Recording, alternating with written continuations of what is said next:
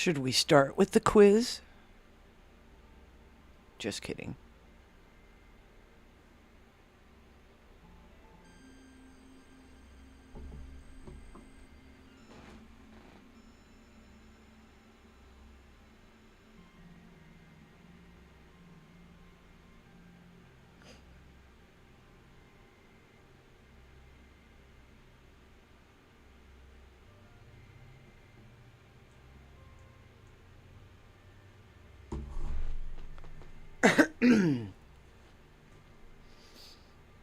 All right.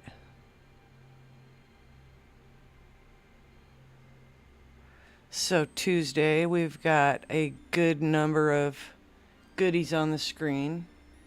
And I always tease Gator and ask him if he's ready for the quiz. Anybody remember what anything on this screen might be?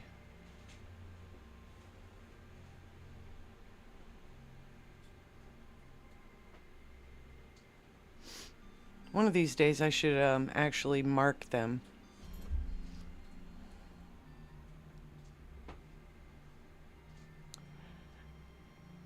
I am in Central Illinois.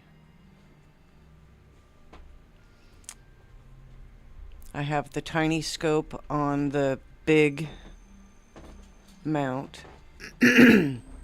I'll come up here in a minute.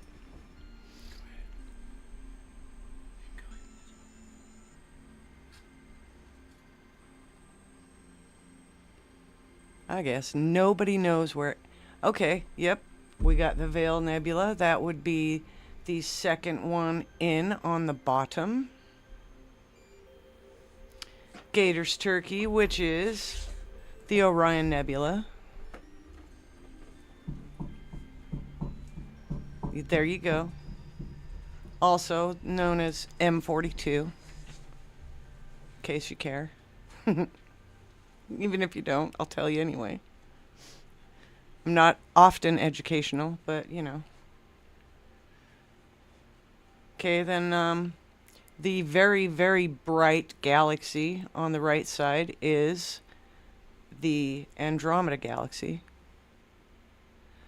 The one to the left of the Veil Nebula is Bodes or Bodes. I am not positive on the pronunciation. Galaxy. Top left we have the Swan Nebula. On the right we have, Comet Swan. On the right we have Comet Lemon with the little tree bit in there. And in the center of the two comets is a target I really desperately want to chase after, which is the Eagle Nebula. And if you look very closely, in the center of it is the Pillars of Creation, which when I saw that image for the first time, I about flipped out. Now, understand that that image was taken before I knew anything at all about astrophotography. Was screwing around last summer. Now, I basically got a year under my belt, about a gazillion videos that I have watched to learn how to operate the thing.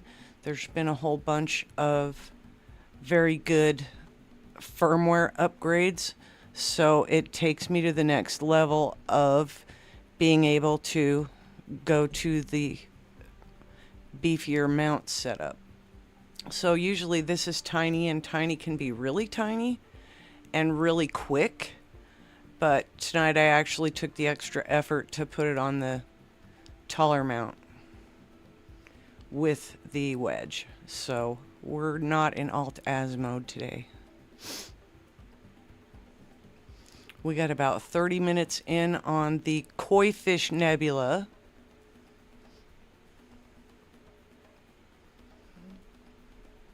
Which is Caldwell 36. You don't believe me? Sorry, Koi Fish Galaxy. Thanks for the correction.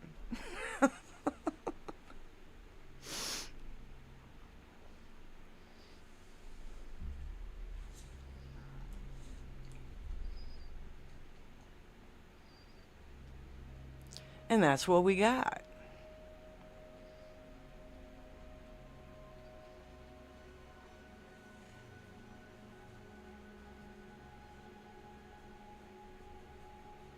We don't have a lemon nebula, but we do have a lemon comet.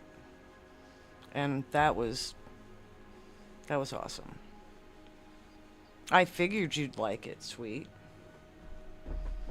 No, but we got this lemon. We got the secondary guest star, the occasional guest star, Eddie. I'm actually going to bed. I've got to go work in the morning. Hi, puppy. And of course, Xena is doing Xena things over here.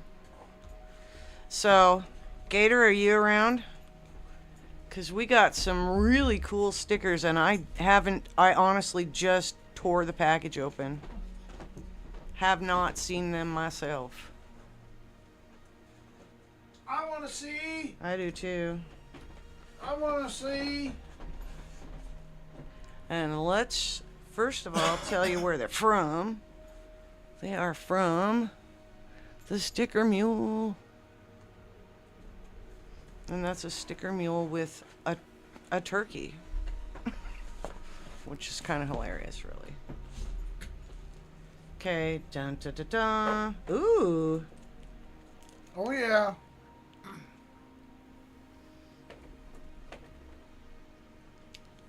These came from Sticker Mule. I'm gonna tear them open. Where's my Why you scissors? staring open? You gotta. Do they? No, they don't. Oh, they don't. You gotta tear them open. Oh, no, they do. Good call. Thank you for slowing me down. Woo. Hey, Gator. Okay, we're gonna Tammy. check them out. Sweet. Joy. And all you all other there. Oh my gosh, there's a bunch in here. This will be fun. I could be here too. Okay, Ooh. so we got USA. We got Oh, that's nice. my girl. Lady Liberty. We got Look at that. awesome. Hey, it's where Gator's going. To the White House.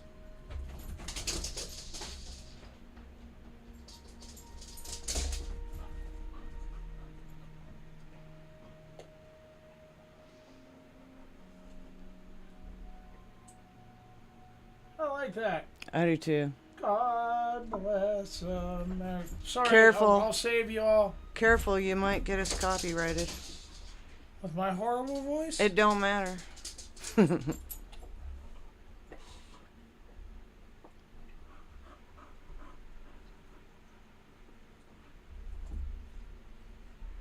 And last but not least, I can see you putting that somewhere. that might end up going on the other side of Tiny. Oh, so I went down a rabbit hole or two or three and a couple of piles of some scary things, and found some stuff. Found some stuff that had to be found. Uh-oh. So let's show you this stuff and then we'll do a splainer. Because, you know, splainers are fun. So Yeah, first I'm of going to all, there's a small electronic widget in this thing here. Welcome in Security Gaming. And then over here, we have a little bit larger thing. But this is the most, honestly, this is a very important thing because on my other telescope that you do not see here, the focuser had a fatal impact injury, and it was never the same after that. So we have the parts. Hopefully this will correct the motorized shenanigans I have going on If not, we're back to semi sort of square one there again. But now I know where the dang parts are, so we're ahead of that curve. I could be known to, you know, now that I know where the parts are, I could have this thing together tomorrow night. You don't know. And if the sky is good, I can't share that, but boy, can my eyeballs go, yeah. So yeah, I know how you feel, Tuesday. We gotta figure out a way to. We've got to figure out a way to cam it up. Hook it up. But in the focus it, meantime, and have it move. in the meantime, We gotta it'll see if track. It works. It'll track once it's on something. Okay. So it'll track We once just it's need to on have it something. focusing. But we would probably need. Oh, they've been here for ages, sweet. We just need to. Those parts have been here forever. We just I had to go on a seek and destroy mission, and I came. I saw. He They've told been in our he house told me too. where they were, and that's the truth. Anyway, so we have telescope parts. We have cool as hell stickers, and I also have another little envelope here. This one came from James, Master of None. If he comes back, I will have to thank him again. But these came from James, Master of None. And he goes, "Thank you very much." And he goes, "Hey, Mitzi and Ed, I love watching your stargazing. Thanks for the stickers. Oh my goodness. Here's some old and new ones for you. Thanks." Okay? And here's the stickers that I got from James. They're quite cool. This one's autographed. So I'm not giving that one up to anybody. I got a couple more of those Oh, a couple of these. without the autograph. And I believe those are the new ones. They're super cool. I don't know. It's hard to tell. They're both really cool. And then here's the other one. And he gave me a few of each. None autographed on that set. But anyways, thanks, James. If you come in, I'll thank you again. I've thanked him anyways, but figured I'd show him off since I had a pile of goodies to show off anyway. So that was my show and tell for the day. But yeah, I was excited about the America stickers. I don't even know how Ed stumbled on them, but somebody posted something about something, and it was a Sticker Mule Sticker Mule did on freebie Facebook. on Facebook. So Yeah, Sticker Mule had a thing on Facebook. You just filled it out and then they send them to you. yeah, so nice little pack of stickers. Anyways, guys, I'm gonna go night night. You guys have a good night watching what she is producing on that screen Space stuff. Oh, there. And don't forget your counts. oh yeah, we Aliens gotta and gotta cats. keep track of aliens and cats. So if you see anything weird, What else did you get? feel free to call it. I got a wild hair today and installed Cyril, Oh yeah. which is an after the fact image enhancing program for all the stacking and stuff. So fingers crossed I can get some edumacation on that one because it's a booger to look at. Hey, welcome in, Kendall. You playing your music? Yeah, it's on. Okay. It should be on. It's probably just super duper low. I don't know. Can you hear music, guys? Has my music stopped? Did I do a stupid clicky somewhere? It wouldn't be the first time.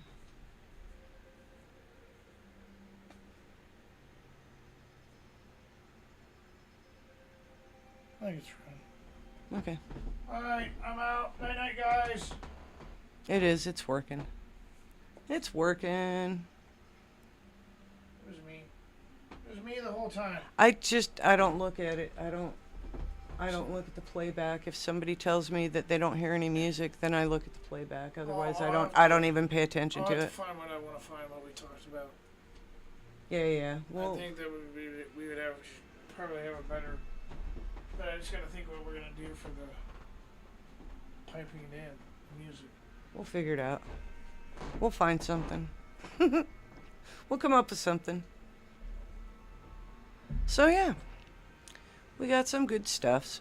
But yeah, Cyril's gonna be a bear. It's very intimidating to me so far. So we'll see.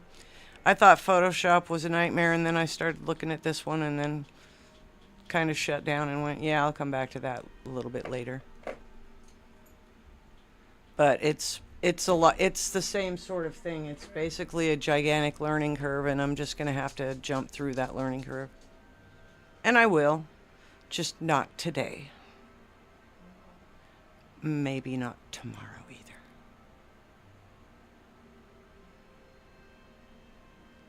Right on.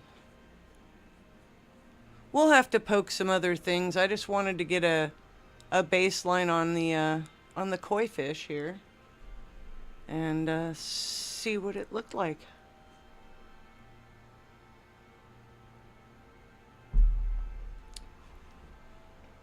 But I'm definitely looking forward to the Eagle Nebula again. I do have a slideshow. I don't think you've been in here before, Joy. So let's give you the wild tour here. The images that are coming up on the right-hand side are taken with a DSLR camera from the solar eclipse on April 8th, 2024. But the other stuff is basically the telescope.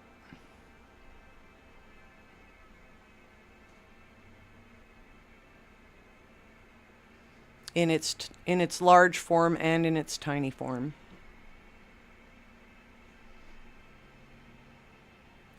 We got a smattering of things. Yeah, that'll be a summer target, so I'll probably spend some quality time staring at it. I may go for, I might try to do some mosaic stuff, or I don't know. We'll play with that one because I really enjoyed just seeing it. Was amazing. So if I can do better, then I'll do better. Okay, you're fine, sweet.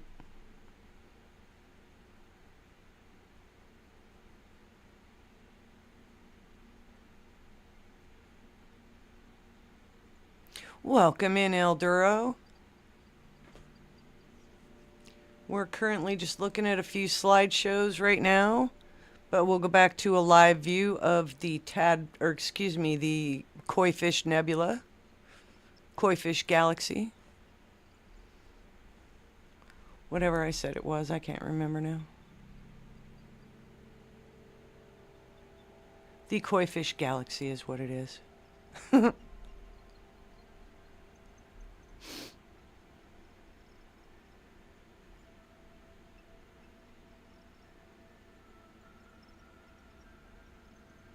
Welcome in, Elduro.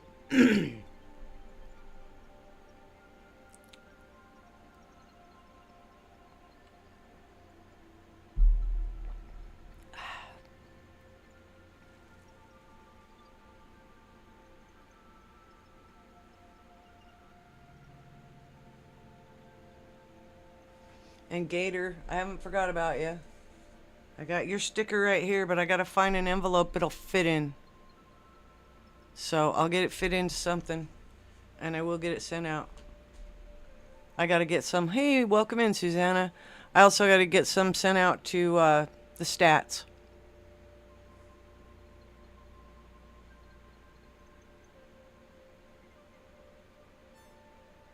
Oh, nice, Joy.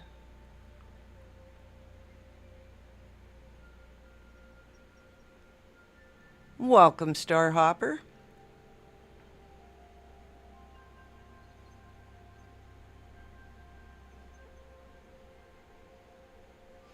We are a pretty casual bunch. I never claimed to be educational. Oh, nice. Do you use Cyril? I could use some education on that. Trust me, I looked at it this morning and just went, "Oh my goodness." I can see there's definitely a learning curve.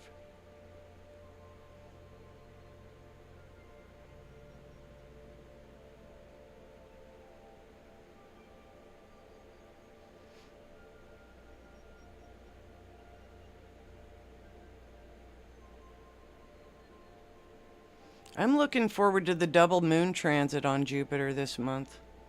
I think it's the night of the 15th. I'll have to verify. Welcome, Nanya.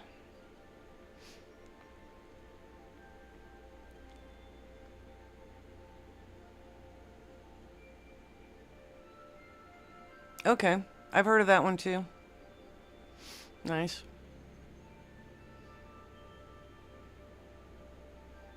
Yeah, Cyril looks a little intimidating, just gonna put that out there. But, I mean, so does Photoshop the first time you open it up, so.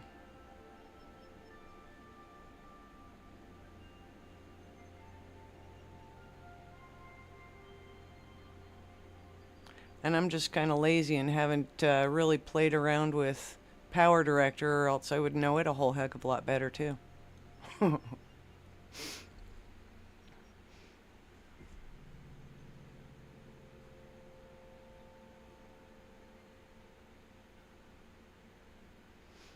Oh, when the moon is half full or less. If you can have no moon, you're laughing. We're going to basically miss a pretty good meteor shower this month because of the moon. I think Ed has the little doggy outside, and then he's going to put the little doggy to bed. I had to put the little doggy to bed the other night, so I couldn't even stay up as late as I probably would have.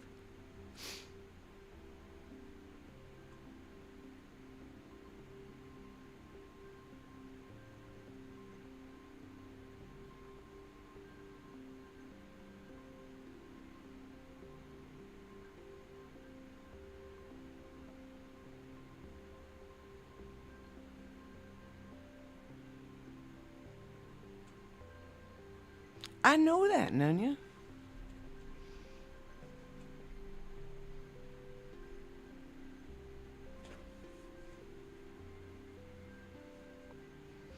I'd say we missed you this morning in breakfast, but breakfast ran very short because, you know, the YouTube police were not in a very good mood this morning.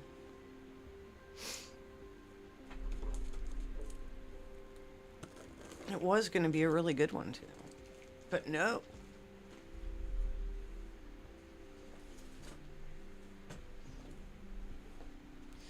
So I might have to fix my other telescope tomorrow, just because even if I can get those moons visible on the Sea Star, if I can get them visible on the other telescope, my eyes are going to just pop right straight out.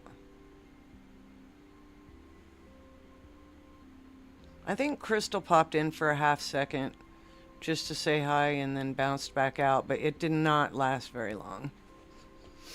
It was a very, very short stream. They just kind of skipped out on the second half, in fact, because, yeah, it was sad. It would have been really a good one, too.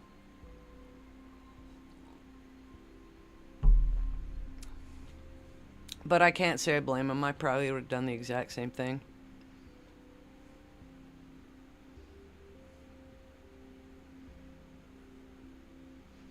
Alright, where's my phone? Let's look at all my other apps here.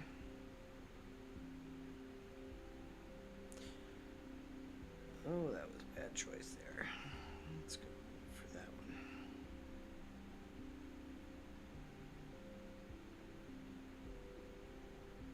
one. Yeah, the moon's coming up, so we might just have to look at that.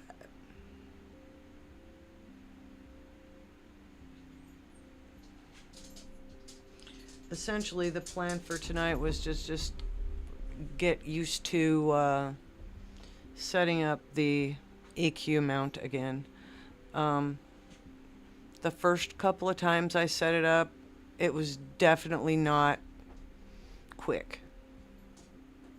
So.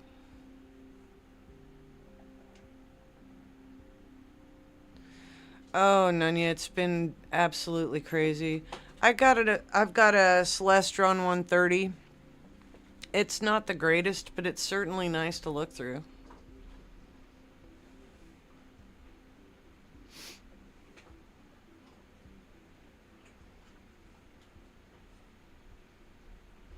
Few years old. Needs repairs. It has not been quite itself since the eclipse. I could blame it on the sun. I could blame it on the moon. I could blame it on both. I could just blame it on, it needed help. Anyway. Welcome back, sweet.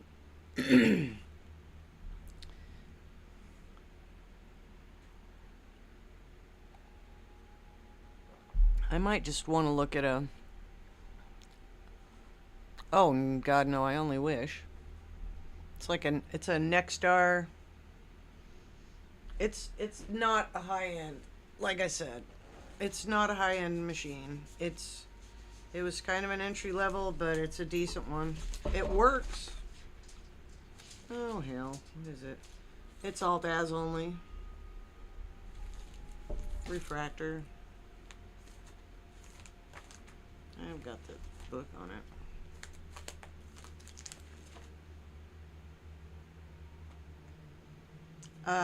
Let's see.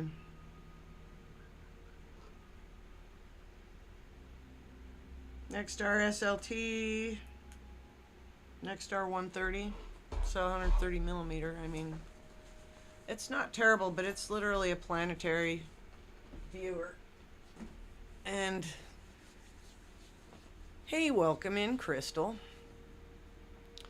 And again, as stated, I really don't know if setting up a camera on it would be a feasible option,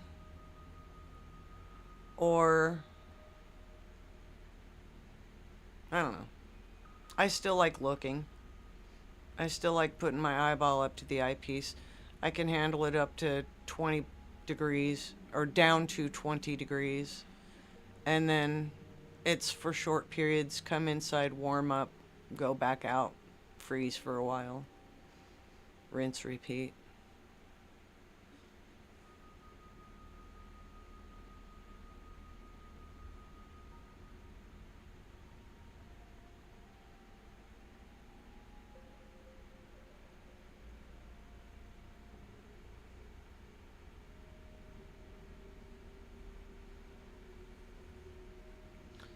All right, we're tying it. There's not much to tie, but I'm tying it anyway. I got to grip a haircut off, and I'm glad I did. It needed to happen. Gal says, what are we doing today? And I just said, help. And she's like, oh, okay. Hey, punk, eh? Get up here. Dog had to make her appearance. Don't be screwing around. Do you have to put your butt... Oh. Really? Will you sit down? Sit down. Dog. My goodness.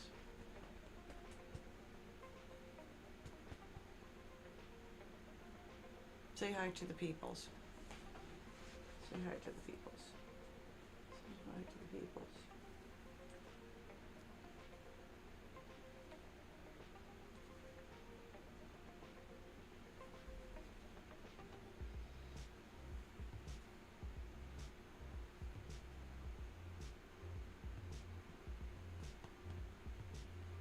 Oh.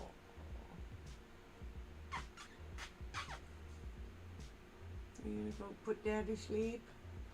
Go put Dad to sleep. No. Don't mess with the telescope lights. Dog. Just don't.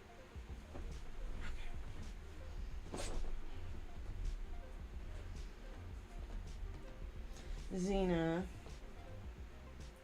Go lay down. Go to bed, honey. You need to go to bed. You need to go to bed.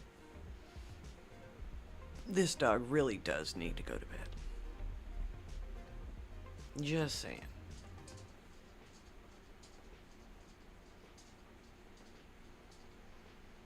And there she goes. Which is good. Yay. One less pain in my neck.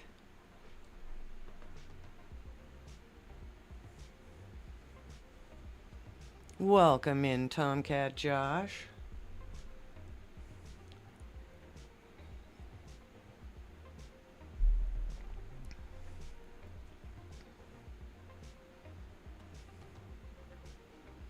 She's becoming a very good dog.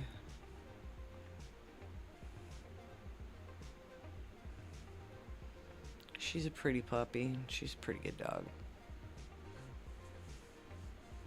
She's pretty spoiled too. Just, you know, in general.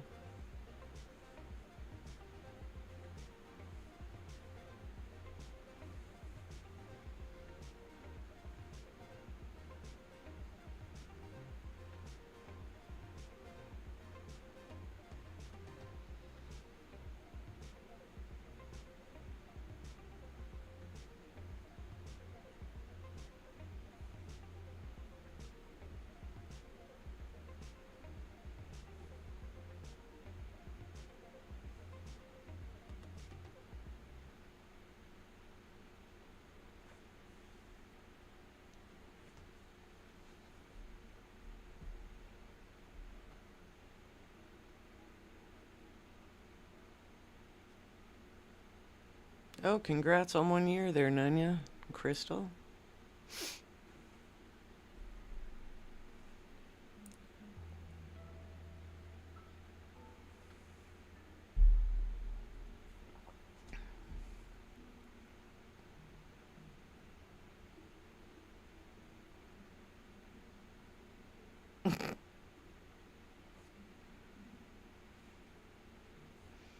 Night night, Xena. Night night, Eddie.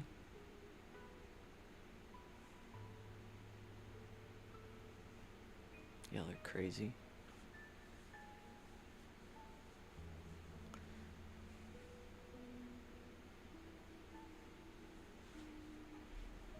Yeah, Ed has to get up pretty crazy early tomorrow.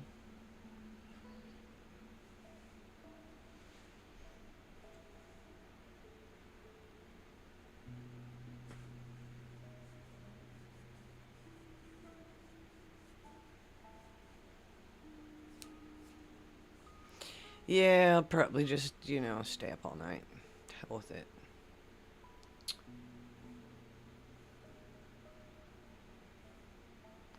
Am I getting moon glare already?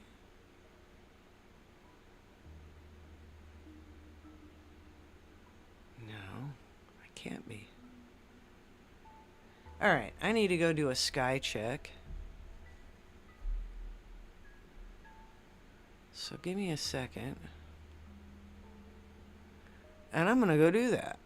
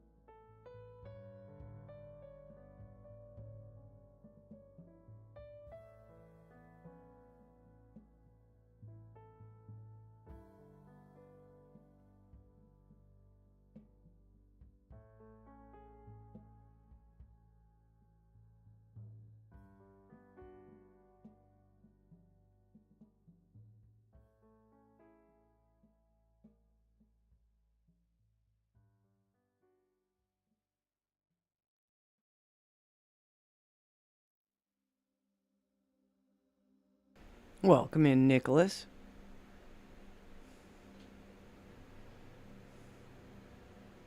Hope you're doing well.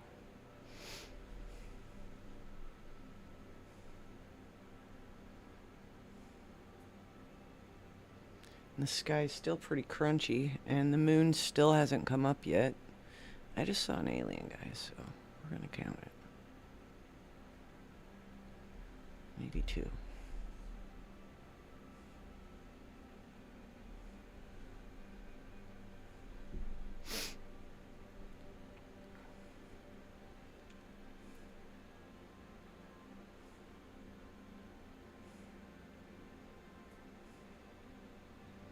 Woo! That sounds fun, Tomcat Josh.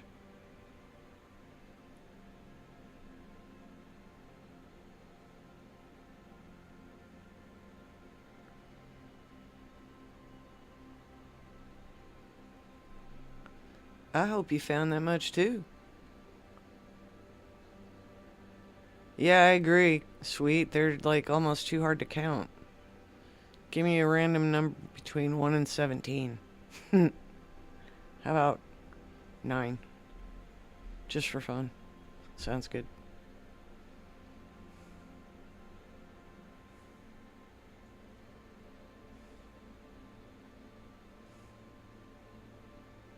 Oh, that sounds like a blast.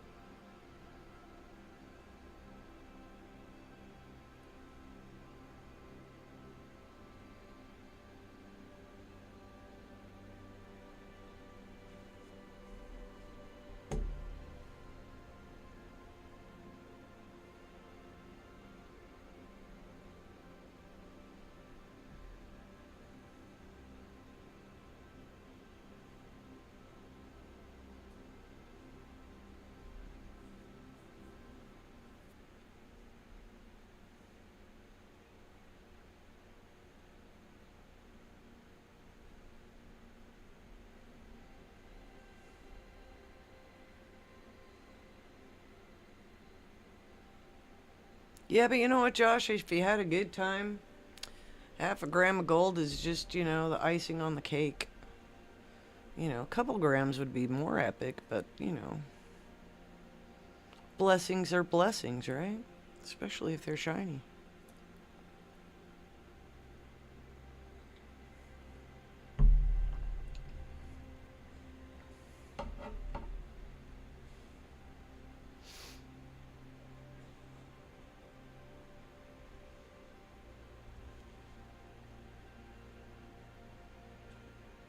Here, I'll block out some of the aliens. Put myself in the way.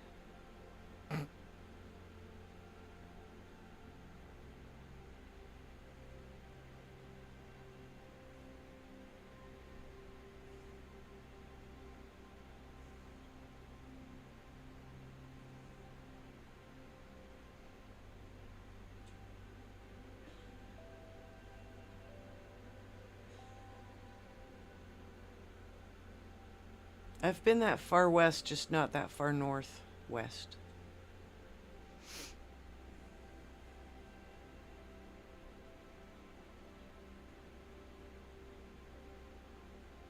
Might have to go on a bucket. There's a couple areas I would like to see.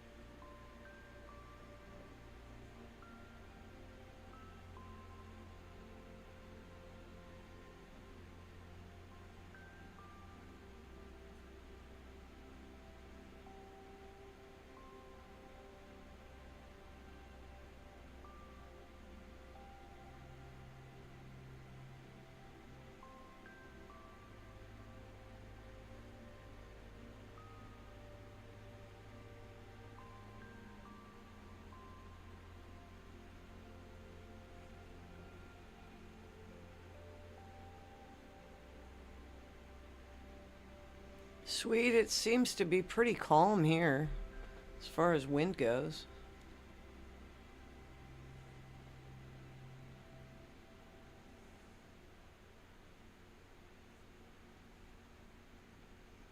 There was a little bit of a breeze when I was setting the thing up, and I was trying to, in fact, I was actually trying to use 20-second exposures, and they were not playing nice, so I ended up going back to 10.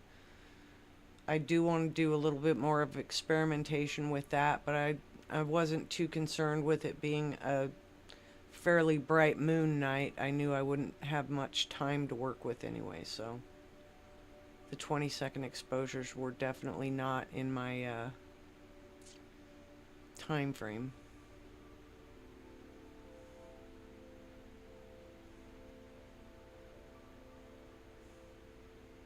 Hey, welcome in A3 Sky Warrior.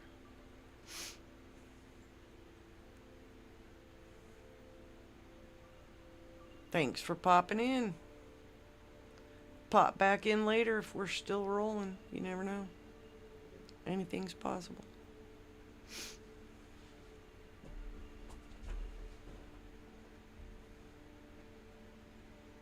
It's a surprisingly clear night. Like my weather forecasts have been so bizarre. I haven't been able to make a plan until, a couple hours before, maybe. So I know Jeff was asking the other night, do you schedule these? And it's like, yeah, I schedule them about 2 hours before I can actually do something.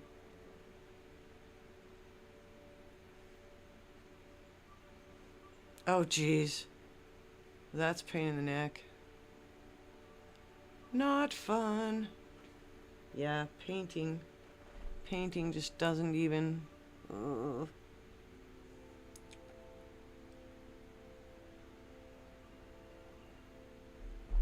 Uh-oh, I'm gonna have to go get a cup of coffee. Please hold for the next available live chat person.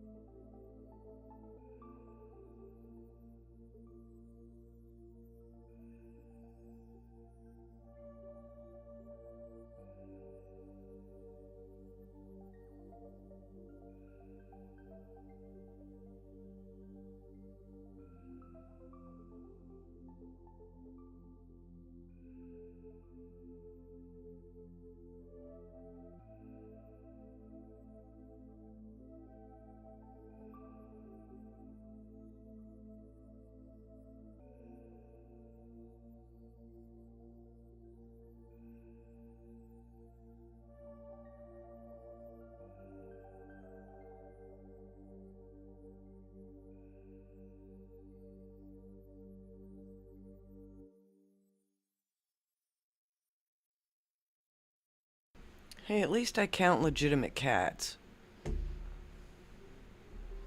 It's not my fault. They just show up.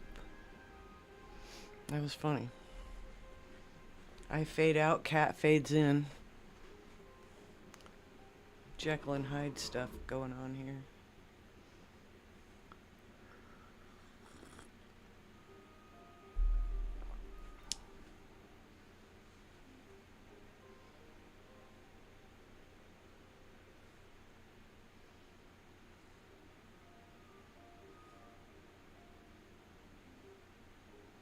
Gotta have our shenanigans. It was pretty funny. I figured he was streaming, but I didn't know how long he would stay on stream. So, if he gets bored, he can come on by. I try not to stream over top, but I never have a choice. It's like, okay, it's clear. I'm sorry. I love you, Jeff. I'll stop by when it's not clear.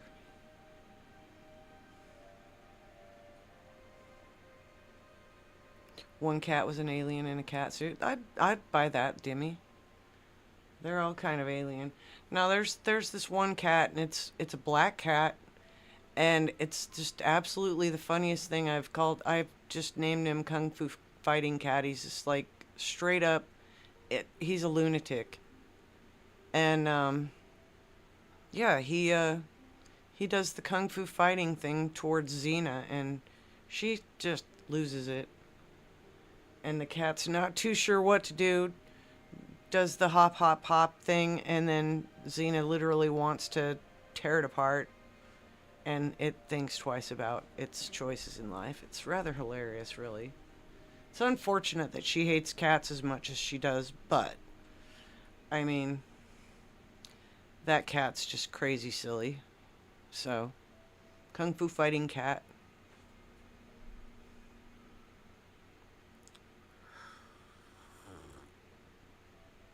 It's hilarious. It thinks it's some, it's gonna start, or Street Fighter or something like that. Mortal Kombat. It's not. It ain't right in the head. I don't know what's up with that cat, but it ain't right in the head. So yeah, it's funny though.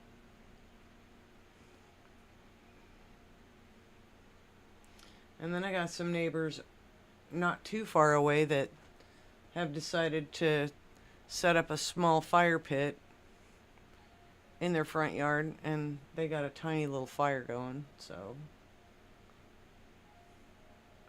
it's not a smoky fire, it's not a giant fire. They were over there singing some songs and stuff. Just, I don't know. I won't be judgy. I'll try not to be judgy. I'll probably be judgy later. We'll see how long they go. It is a weeknight. Kinda. It is a school night, right? I forgot. I haven't gone to school. Wait, I just got out of school. I learned stuff today.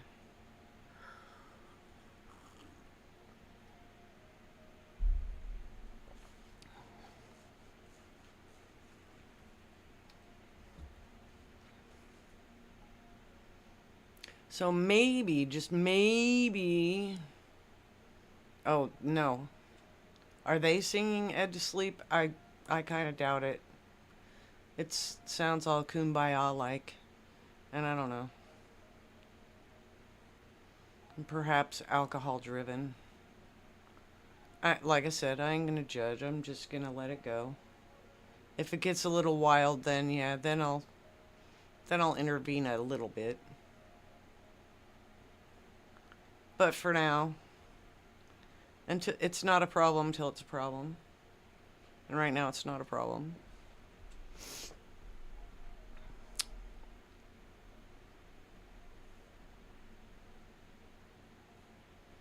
People walking along with flashlights now, that could be a problem.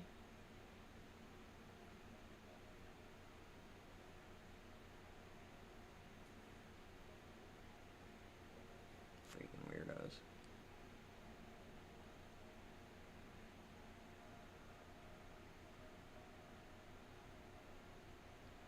What are they flipping doing? Oh, yeah.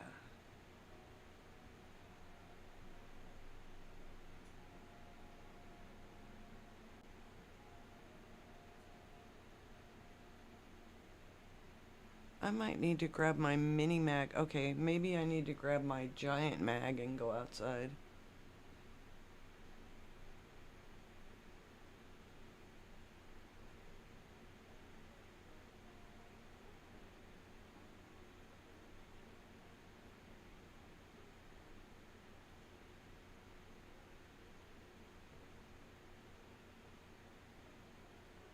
Oh, somebody apparently has a loose little dog.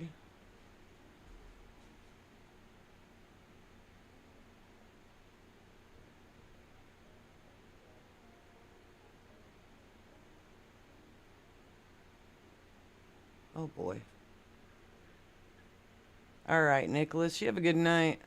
Take care, my friend.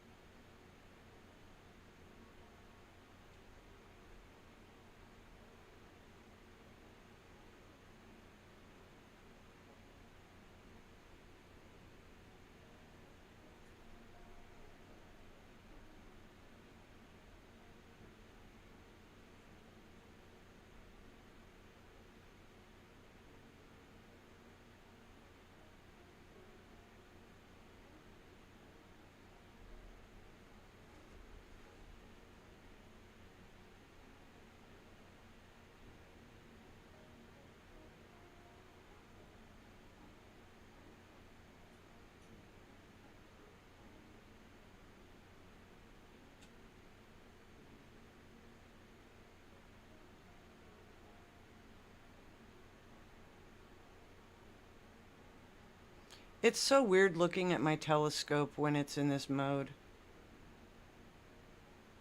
It just feels like it should be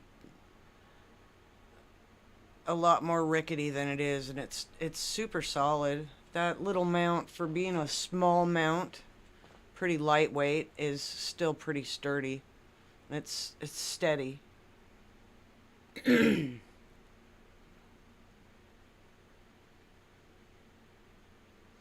The whole point of it was keeping it kind of lightweight, but at the same time being sturdy enough that it's not gonna give me any trouble.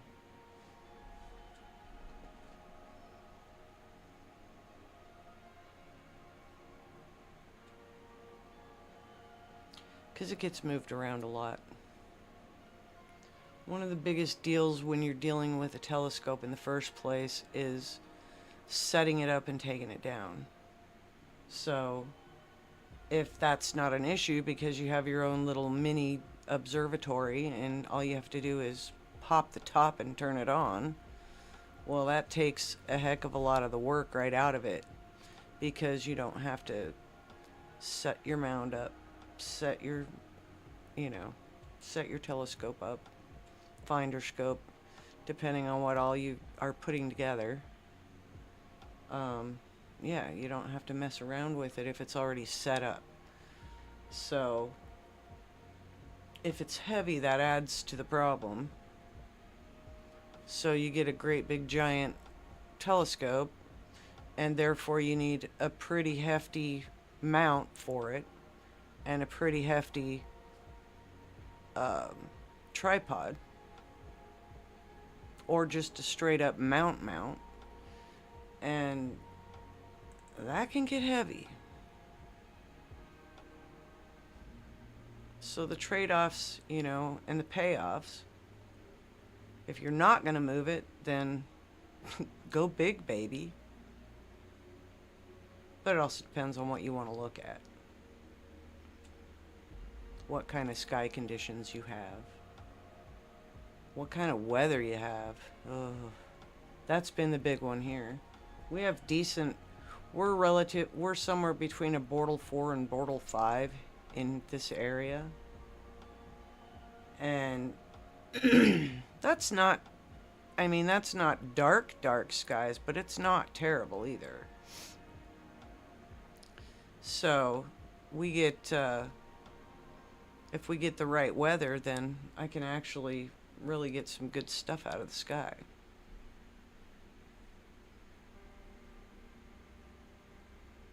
But I would like to go to some slightly darker skies than I have here. We'll make that happen.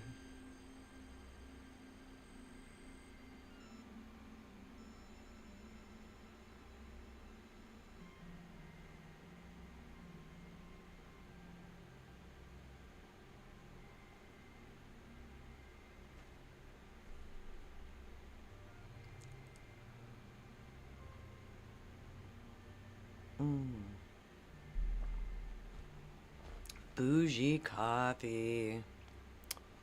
Gotta love the bougie coffee.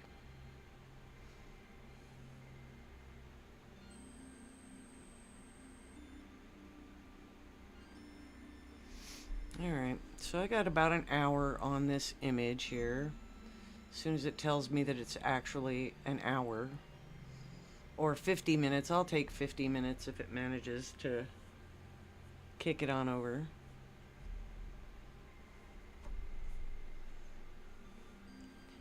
But this is what we're staring at.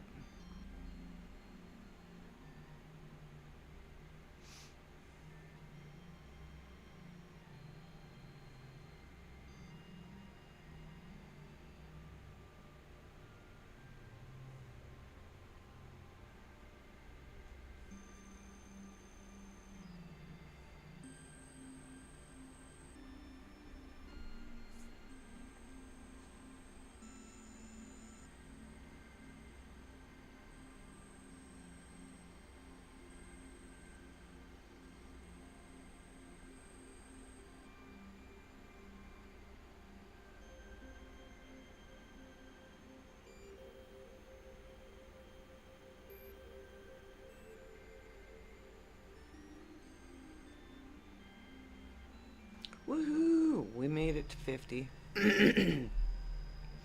Alright, well, what I'm going to do, I'm going to actually take a quick look at Jupiter before it gets too low.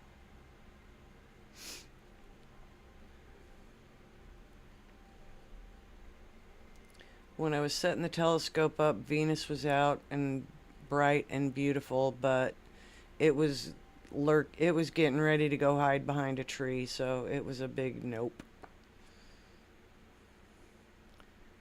And the moon's on the rise, so it's gonna take over the sky here in a little bit.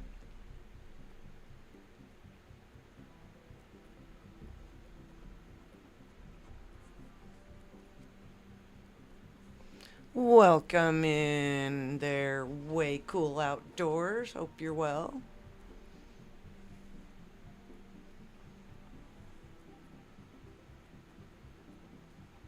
The cat count is legit. The alien count is questionable. But, you know.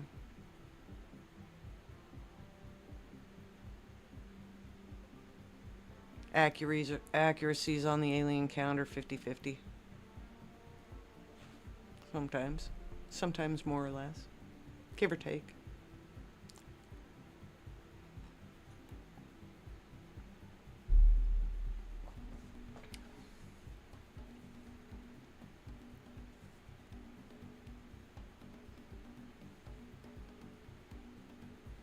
Ooh, goody.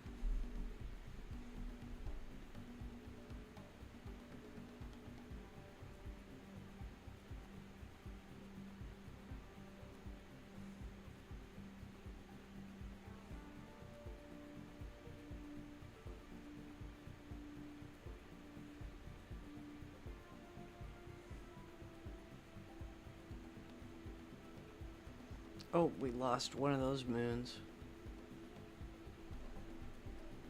Which, by the way, is Callisto. It's off to the left. It fell off.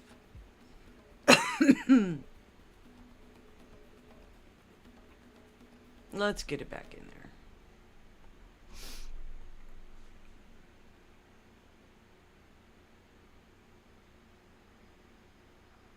You saw all 11? Okay. They are verified then. Verified alien count. Verified by Tomcat Josh, because He's the man.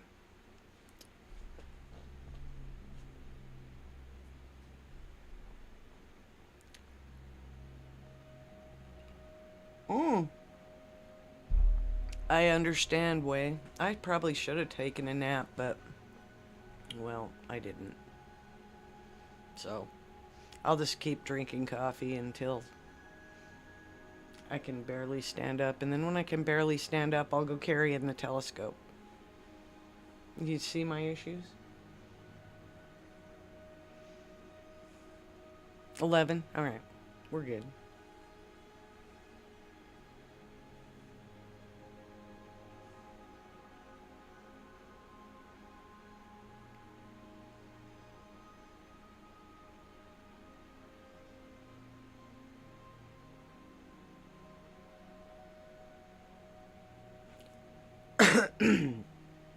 So like I was saying a little bit earlier, no, I saw the cat. It was funny. We were just talking about somebody who always likes to see cats, and just as we were saying he's not here, the cat walked right by my telescope. It was at about 47 minutes and change. I don't know exactly, but it was right at the 47, between 47 and 48 minute marker of the video. So I know it happened. There were laughs. It was good.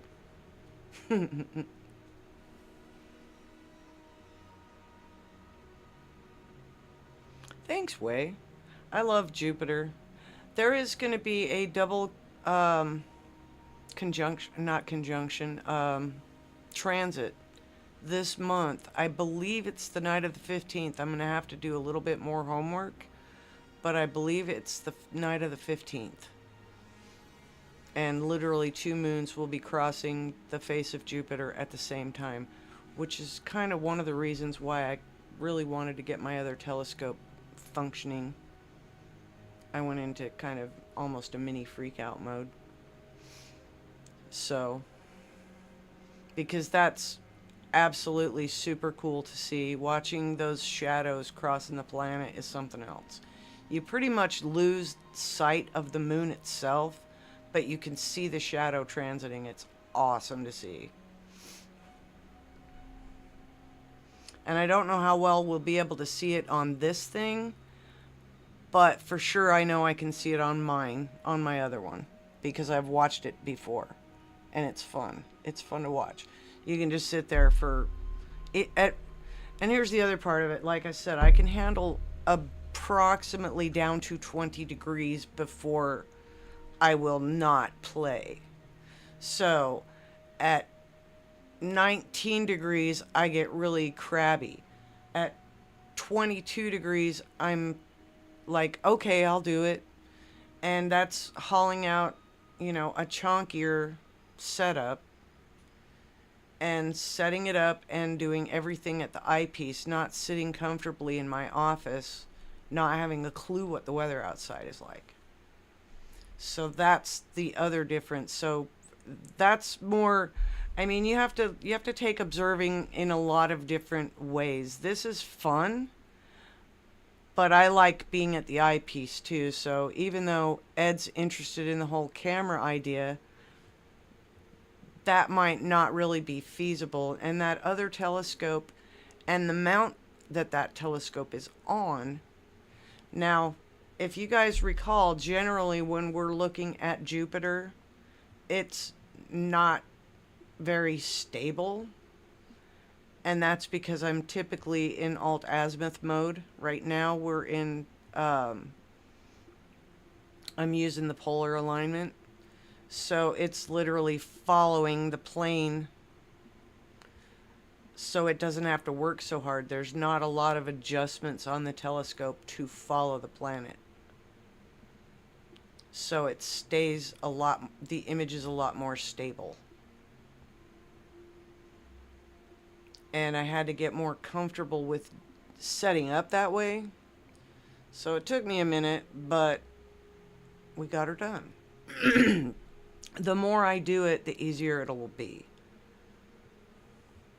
But for those nights that I know I'm only going to be out for, 2 hours or something like that, setting it up on the short tripod with the leveler is quite seriously a piece of cake.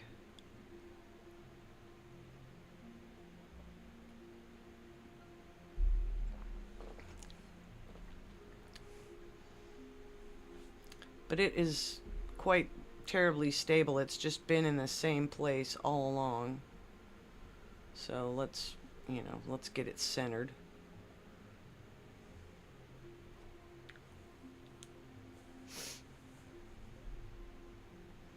Welcome in, Robert. Good to see you.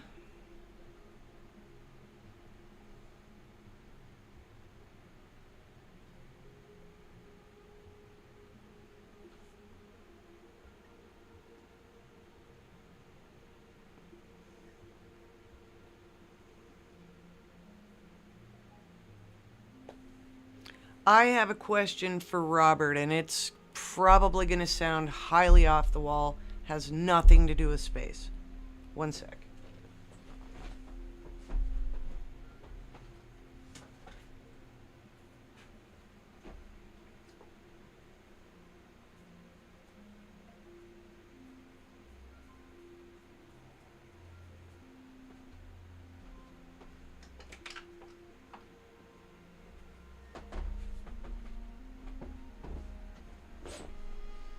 Okay, Robert.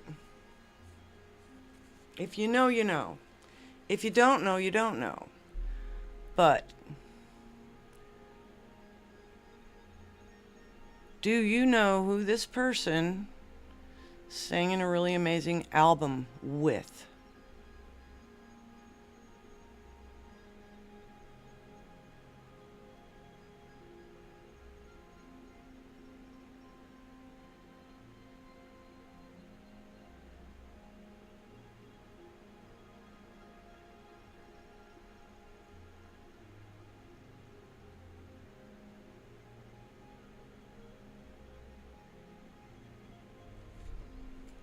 If you need a hint, let me know.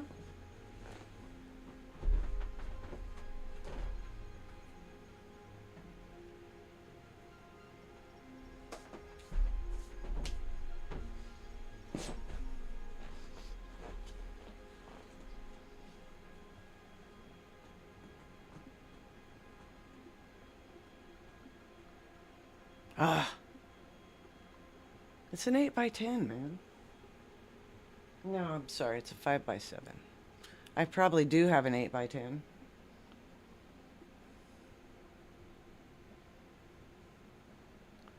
But it's probably, like a not safe for work 8x10.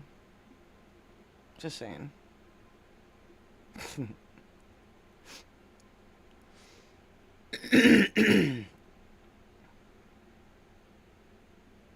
Are you on a phone, Robert?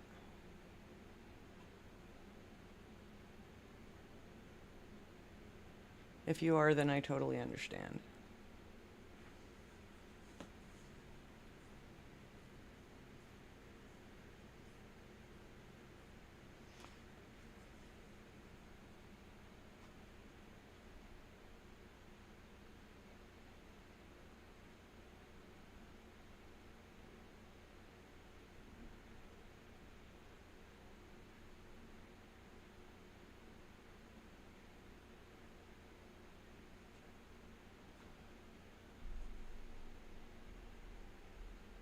It was small for you.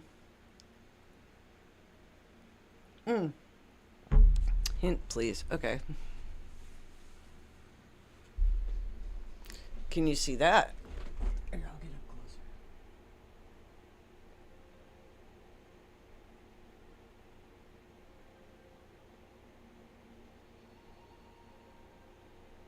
That is your hint.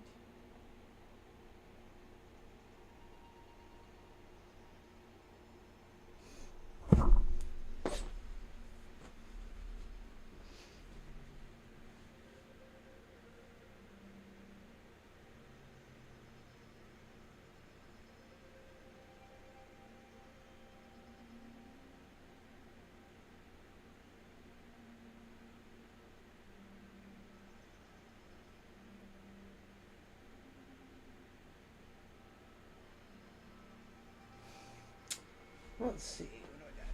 What do I got?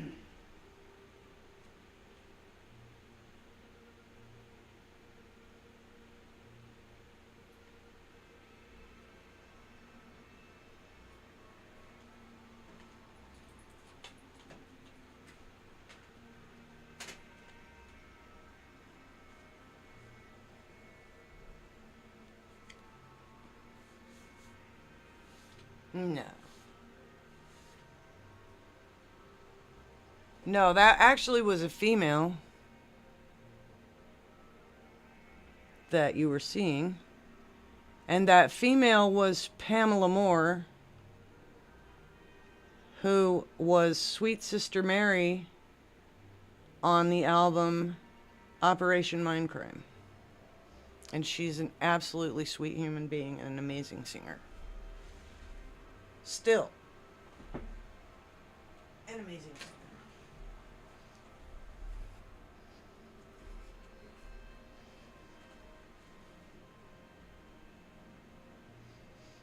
Yep, the tat was the hint.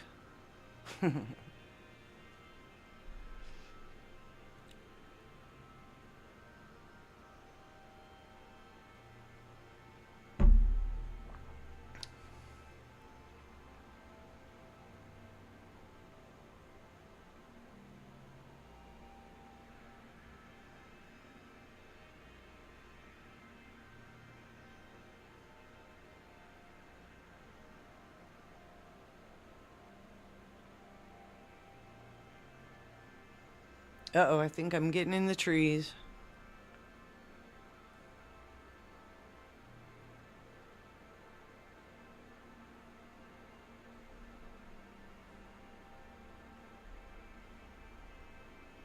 Oh yeah, I'm definitely getting in the trees here. Dang it. Alright, we gotta go look at something else.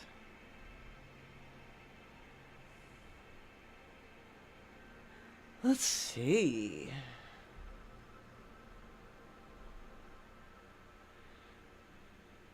This one was calling to me earlier. Where's it? Oh yeah, that's a good one.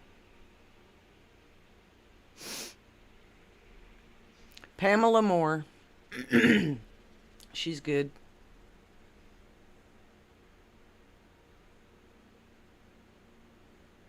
Yeah. The trees ate Jupiter. Poor planet.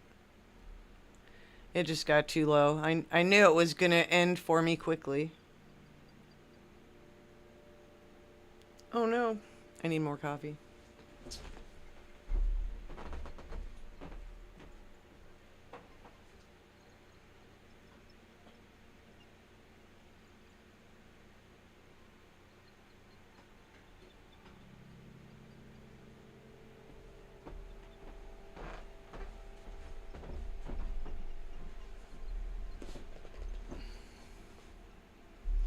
So I want to get a tough shed with a roll-off roof so that I can have my own little tiny miniature observatory. It's like not that far off either. It's a possibility maybe. I don't know.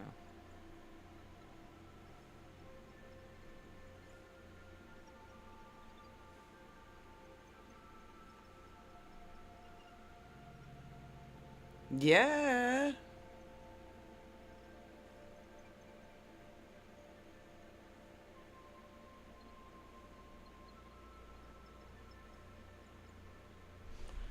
Oh yeah.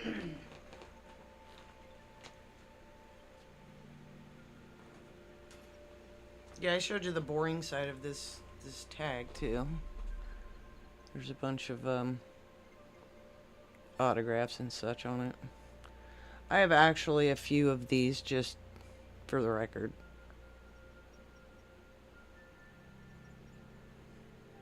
Pancakes sound really super good, Kendall.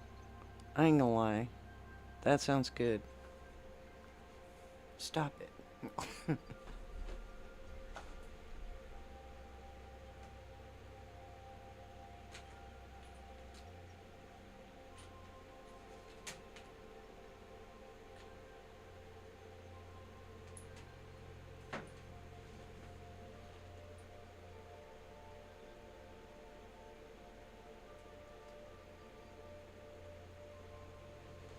Still crazy proud about this particular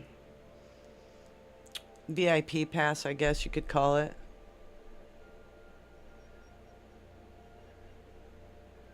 It was an absolute party. And we were actually security for the party and press for the party. And I'm the only human being in that entire party that got every musician's autograph that played. Some got most, I got all. And it was a fun time. It was Way Jennings, Dusty, and Grace Atkinson.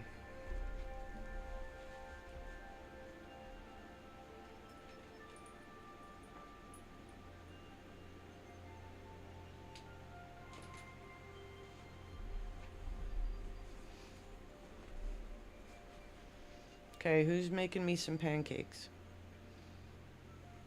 Somebody better make me some. Yeah, I'm kind of weird like that. I have autographs from a lot of various locations. It was a fun time. Sweet was there. It was a crazy fun time. There's pictures floating around too that are pretty hilarious.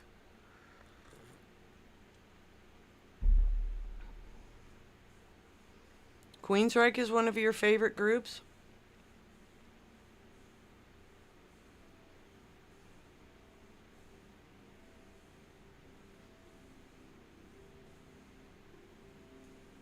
I've been following Queensryche since the 90s. I actually saw the Operation Mindcrime concert. That was over the top.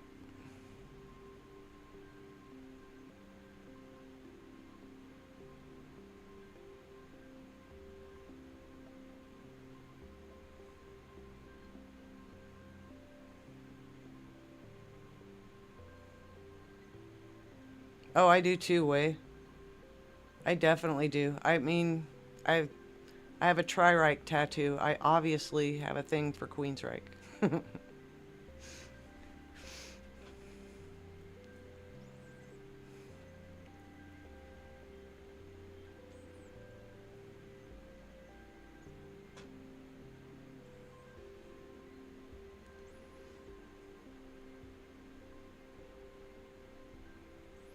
My Facebook profile picture is, or not my profile, but like my background picture is me standing with the whole band.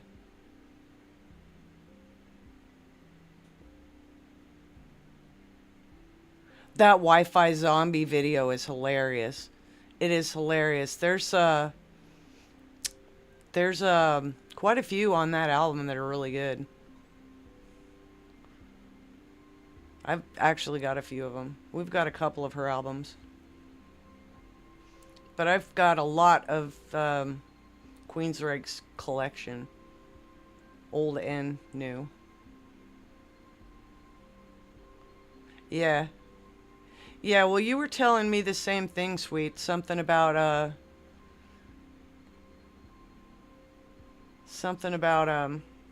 you knew it was one of those guys, and it was like, yep, that's the one. So I figured I'd throw it his way. But I'm an old Reich fan.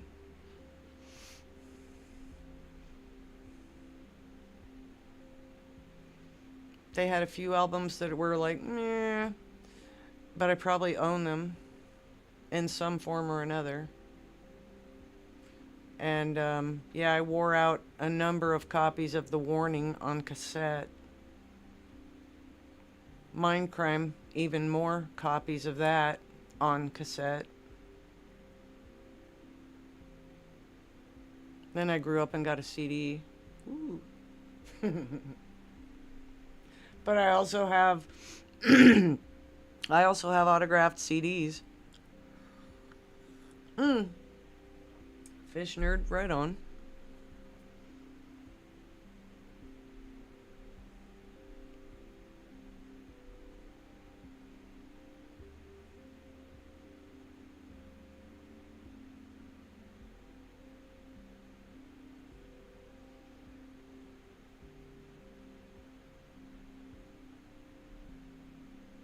Yeah, that Wi-Fi zombie video is funny. It's definitely funny. James, welcome in. You must have had your ears burning, buddy. Oh my god, I blew through so many of their cassettes way. Like, I would just completely wear them out, and it's like, okay, I need to buy another copy of this again. So, yeah. So, James hooked me up with some cool stickers. And I especially like the autographed one. They're both cool. Which one's the new ones, dude? I mean, they're both awesome. Oh, I showed off your stickers earlier. Oh, wait a minute. Okay, so there's one with, is that a lawnmower? Is there a lawnmower on this? Just curious. There's a lawnmower on two of them. There's a pine tree on one of them. Unless I'm absolutely losing my mind, but it looks like a lawnmower. And that's one of the ones that you signed. Anyways. I'll have to look at it with better lights on or something. Those are definitely cool. I like them. Nice. The new is the rustic looking one that's signed old. Okay. Right on. I'm cool with that. I still got to get you some stickers sent out too. And that was one of the things that I had said. James, let's see. Recap of what you didn't see earlier. We got some cool stickers from Sticker Mule. We got the stickers from you. I also got the, I just think the lawnmower's funny, weird. I mean, go check out some of my summertime live streams if you want some laughs, because we got chased around a park by a riding lawnmower on one of our live streams. There's at least one video same summer. I can't remember where we were at, but we ended up getting, it was a cooking video, and we had to cut it because of the lawnmower that was mowing the campground. So yeah, shenanigans.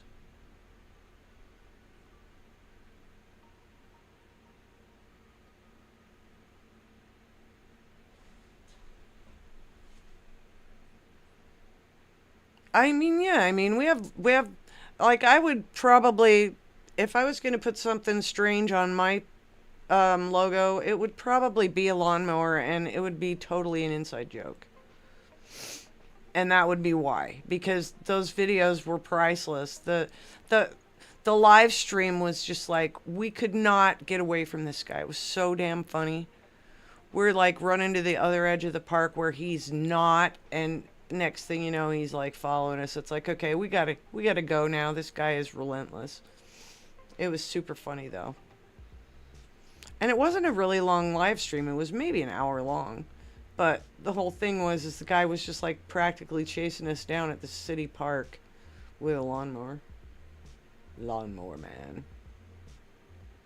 But yeah, shenanigans. Anyways, so we got some cool stickers from Sticker Mule. And I found, okay, I'm not going to say I got, because I had them before. I located the parts that were needed for my telescope repair for my other. Yeah, you don't ever know what's going to happen on our live streams, especially when we're out in the bush. It could get weird. And we pretty much just expect it. Like, we've had a squirrel upset our dog. Yeah, it generally is. And that's the truth, dude. It's usually something super stupid. And we just run with it.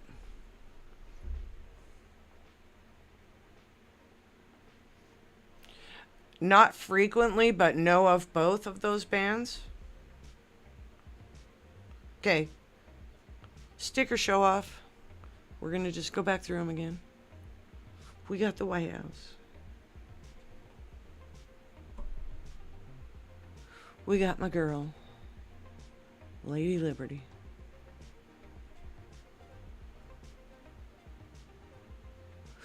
We got USA.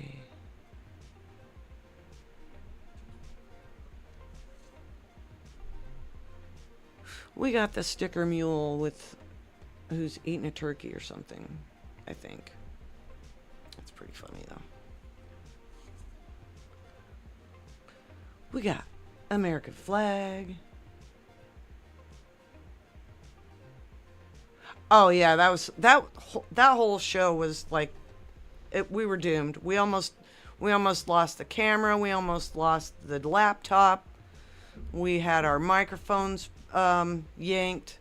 Yeah, that was a shit show. It was hilarious though, but yeah. Then we got this one. America. And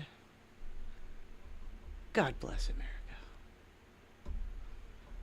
And those were all for free. It was like a one day deal or something like that, and you just had to sign up for it on Facebook or something. And since Ed's the Facebook guy, I didn't even catch on to the whole concept until it was already a done deal.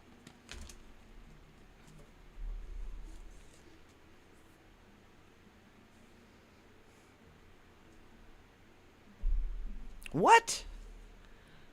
A chicken on a tripod on a... Oh, dude. Okay.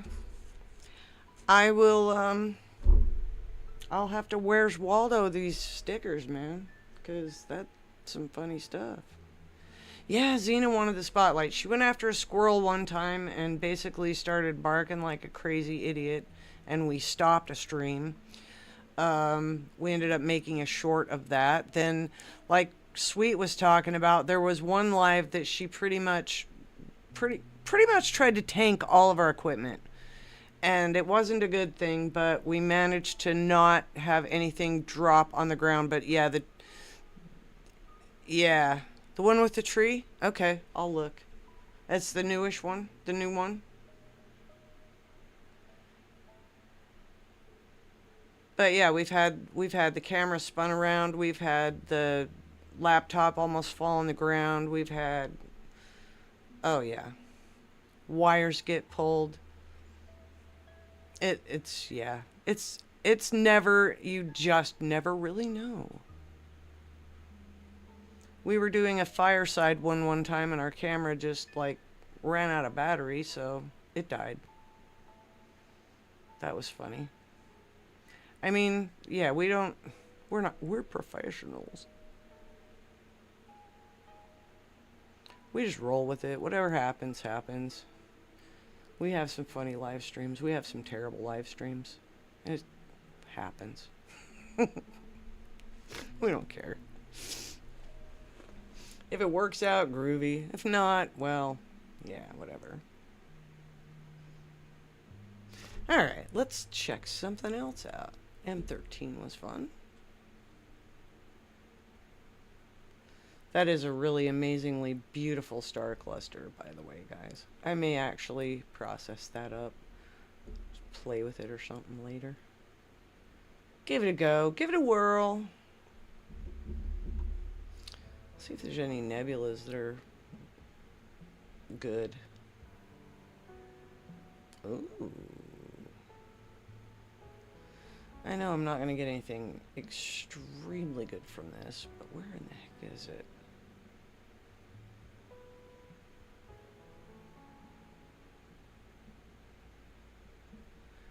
This is one I'm going to have to go back to, I guess.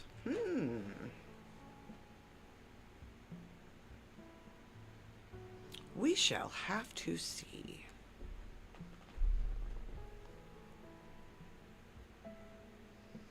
The one on Kinzua Bridge where I was terrifying everybody.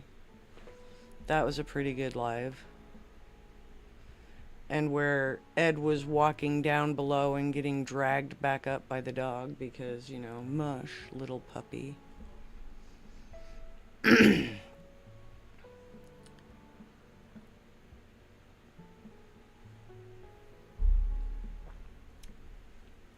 now that we'll have Starlink, if I decide to go up on that tower again, which I've already decided I'm going to go up on that tower again, we could possibly go live up there.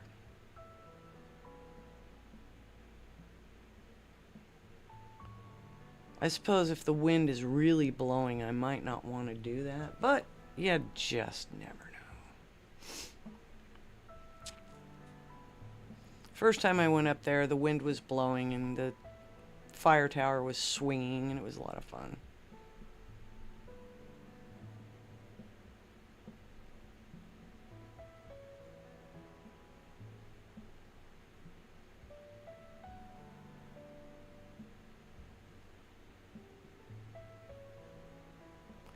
Why, yes, they can there, James. Ours has just pretty much stayed the same, mostly because it's a very recognizable image. So we just haven't changed it. And the writing on the A-Frame Daydream stickers is actually, Ed wrote that down. We scanned it, and it's his handwriting.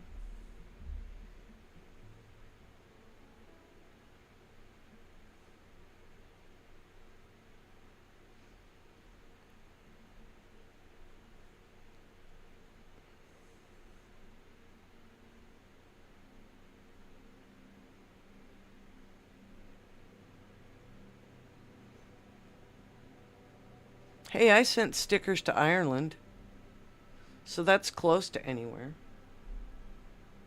It's just around the corner, up a couple blocks.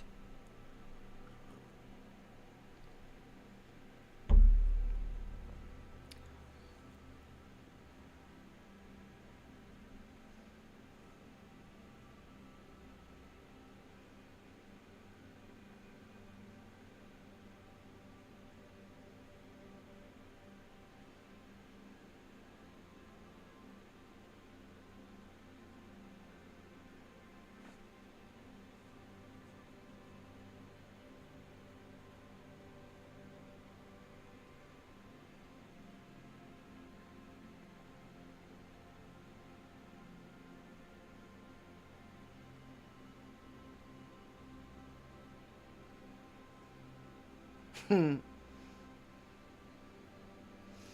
right, Security Gaming, you have a good night. Thanks for coming by. You never know what you'll run into over here. It's very random. The star shows could be great or very boring. Just depends. Depends on your patience level.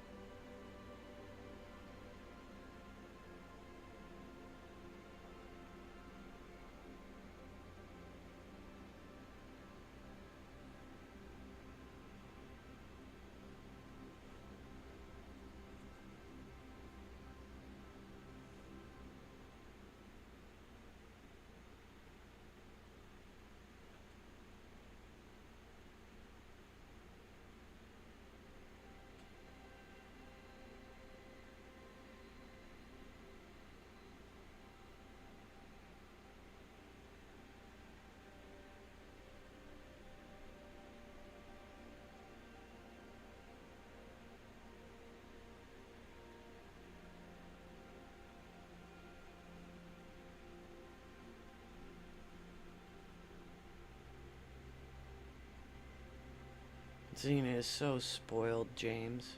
She is so spoiled. Just so you know.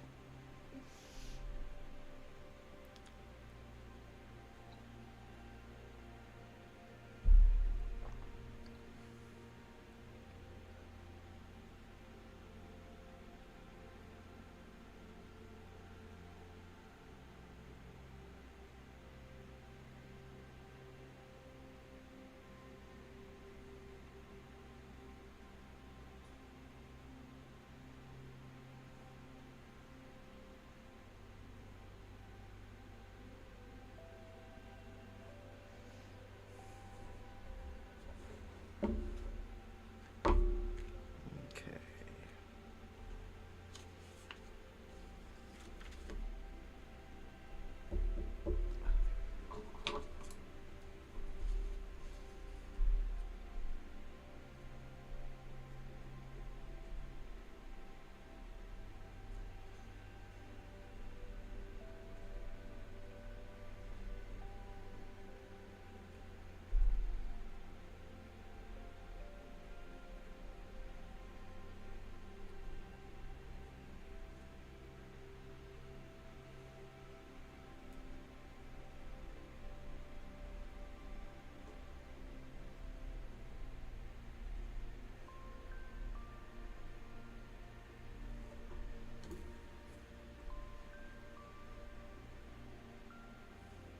That's what I thought. Okay. Taking notes, because I forget stuff. And then I'll fail the quiz that I try to give Gator. And that wouldn't be good.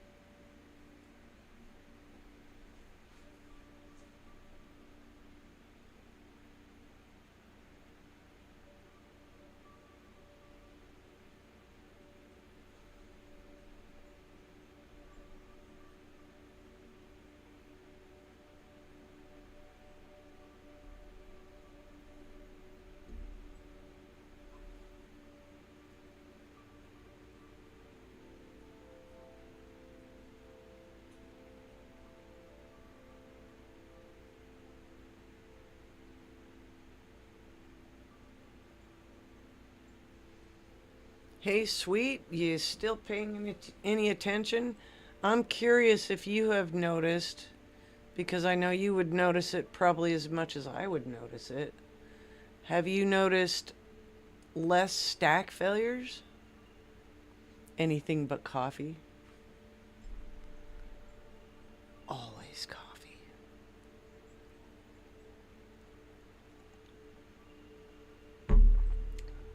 I gotta show you my go-to coffee.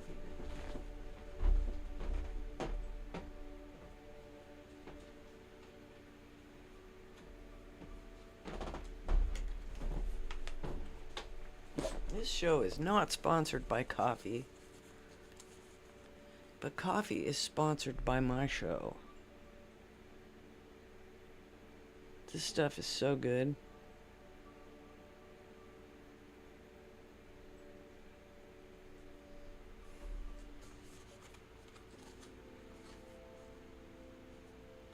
Coffee with altitude, because it's high altitude roasted.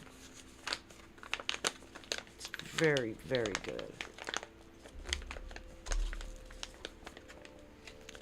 Very good.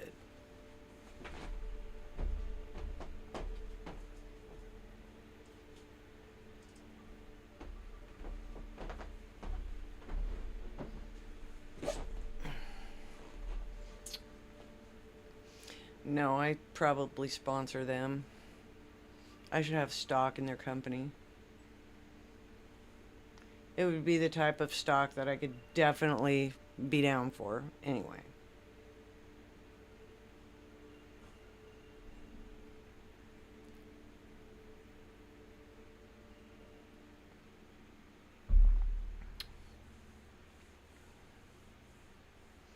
Alright, I'm going to sneak out for a quick smoke, take a look at the sky, make sure I'm not going to be running into any clouds or trees or anything fun like that. Stacking failed. How rude. Black Rifle coffee is amazing.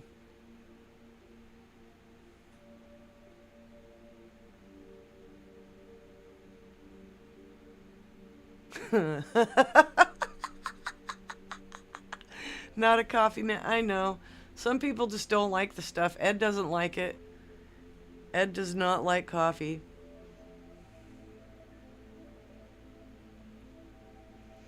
Alright, you have a great night, James. Thanks for coming in. Appreciate the stickers. We'll definitely be getting you some of those other ones out yet. I just haven't done anything mail related, so my bad. I'll get on it. I promise. Gator, I could probably use this package that the Sticker Mule stickers came in. I'll just change up the label. Yeah. Yeah, I like me some mocha on occasion. And sometimes it gets a little boozy. Hee hee. Not very often, though. I gotta be in the mood.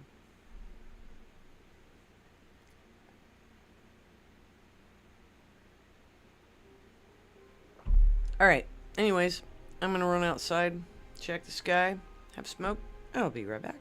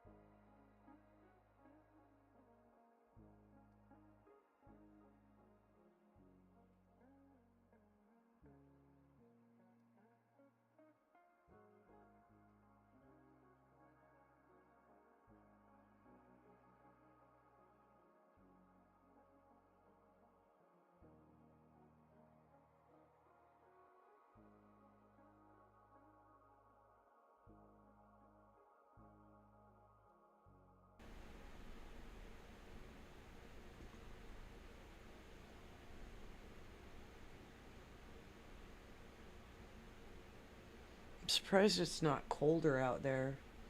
It just seems like it should be colder. Maybe I'm crazy. Got really warm today. House got pretty warm too.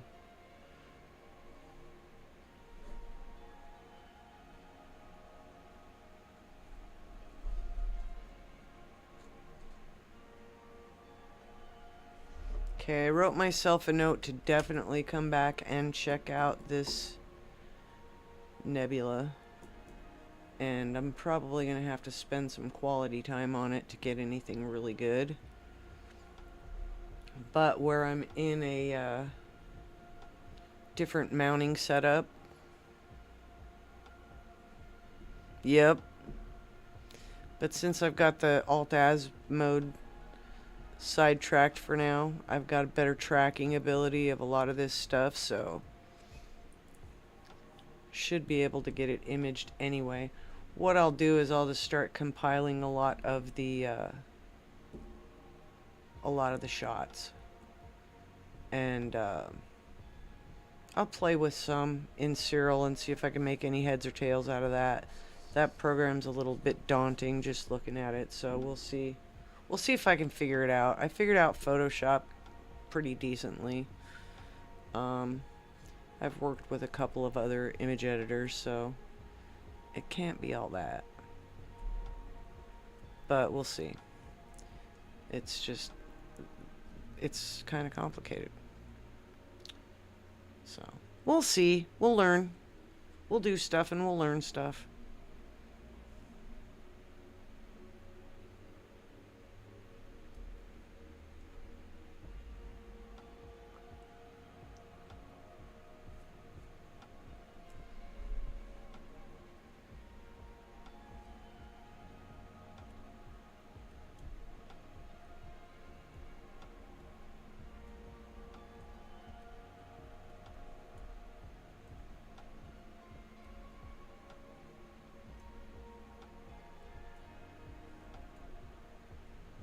Looking into space is like a big history lesson.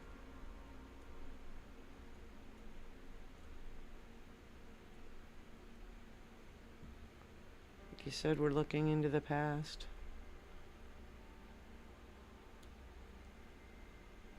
Hoping to potentially secure a better future? Who knows? Learning about ourselves? Who knows?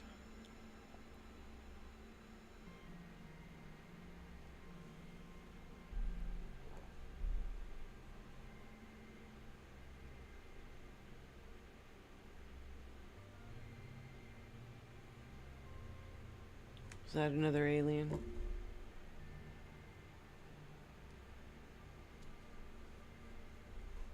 Checking for verification.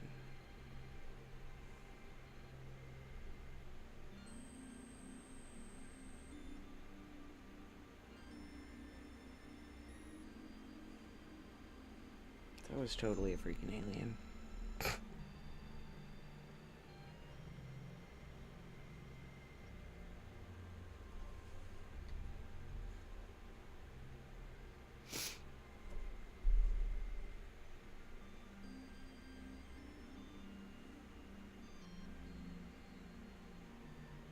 I guess we're only gonna have one cat visitor at least.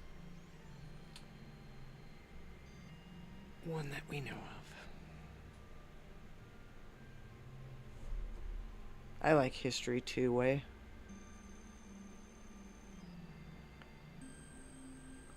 I like learning stuff in general. Learning how to take pictures of space. I went down quite the little rabbit hole today as far as learning about imaging and stuff. So yeah. My head was like blown when I was done with that. I'm like, yeah, it's way over my head. But I mean, to be fair, the guy was basically working with a variety of different programs and putting it all together. And the images were gorgeous, but it's definitely a little bit more daunting than I was wanting to get into.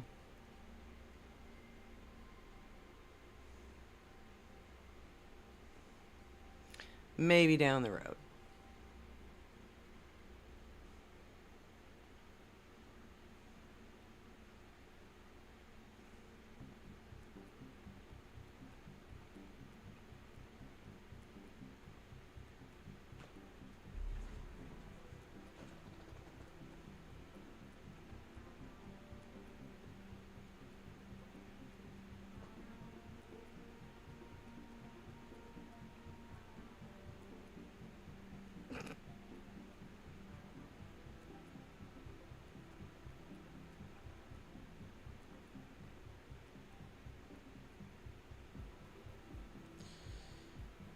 Oh man, I'm doomed. My dog has my side of the bed.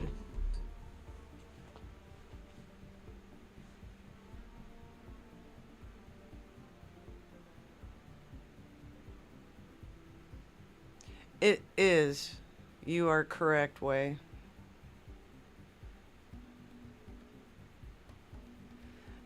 The whole thing with the Sea Star doing all the heavy lifting for me, it does it for me so I don't have to think. In Cyril, I think I actually have to think. So, we'll see. I'll play with it and let you know.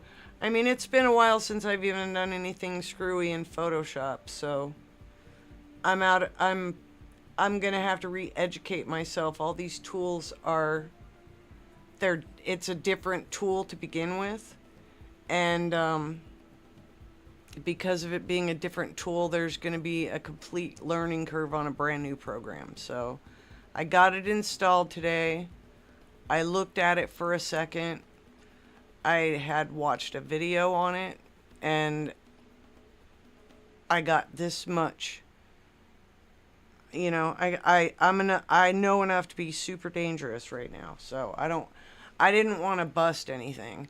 And since I did have a couple of files to work with, it was something I can come back to and play around with later. So I won't be breaking anything that hasn't already been processed.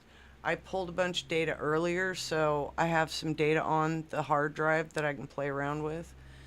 But I want to learn it before I get into some of these. You know, like I said, I want to get the Eagle Nebula really bad.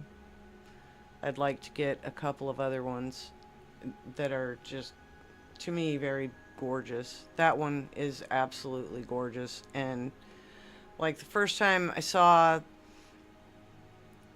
the Orion Nebula, it was literally mind-blowing. And since the first time, I just keep getting better, you know, better views of it, better, you know, more light, more better.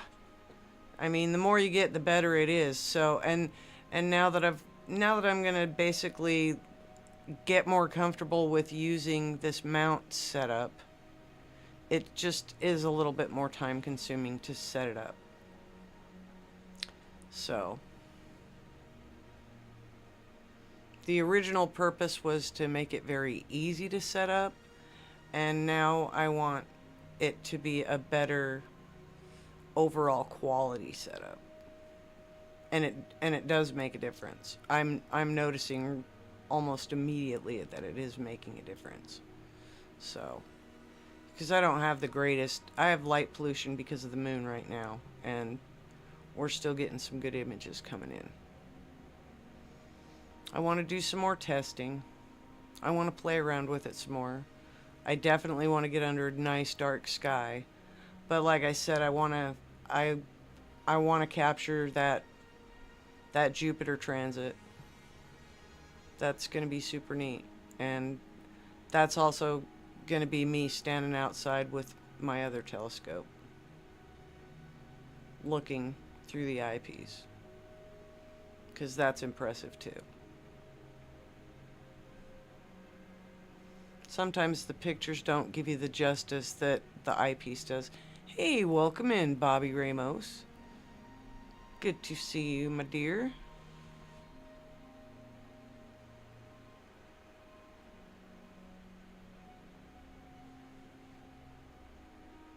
We're looking at the Cat's Eye Nebula. but it's quite early in the view, so.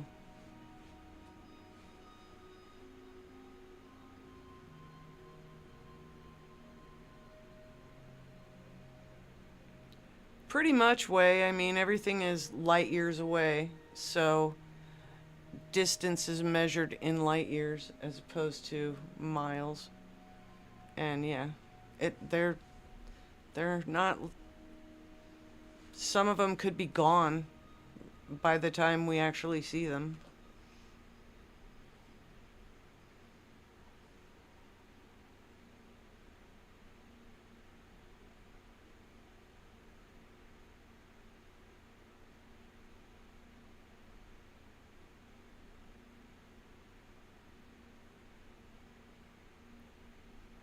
Thank you, Bobby.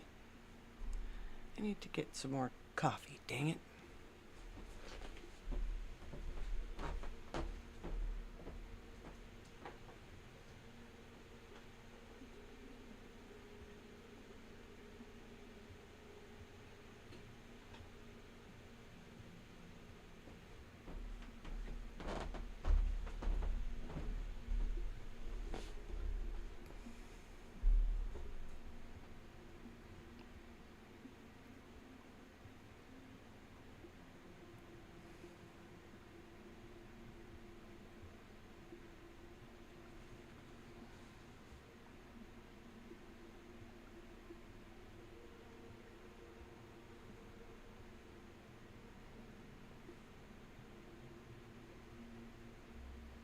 So I'm not sure how kind of obvious it is that up at the top right hand corner it's on the bright side.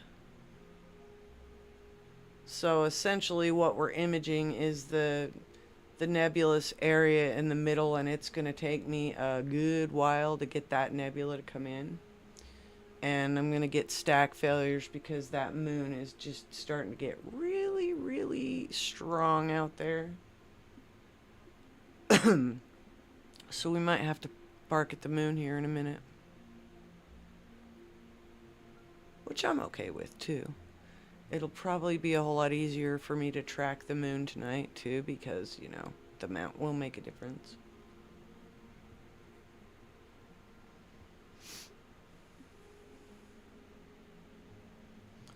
And sometimes when I just look at these dark sky objects on a very heavy moon night, it's just to see if I can. I've been called on it more than once, and I don't get butthurt about it because I know that it's not going to be a great image. It's just something I want to see how well I can get even on a crap type of night.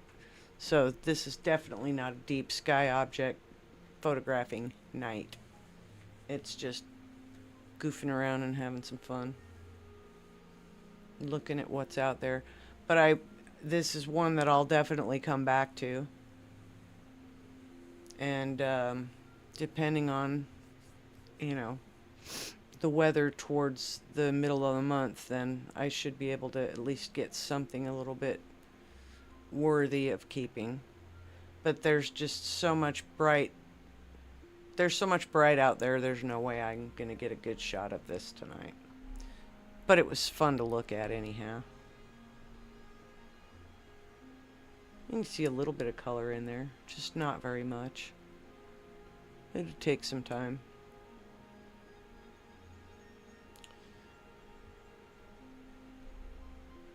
There's always stuff to look at. I mean, let's do this stargazing what's best.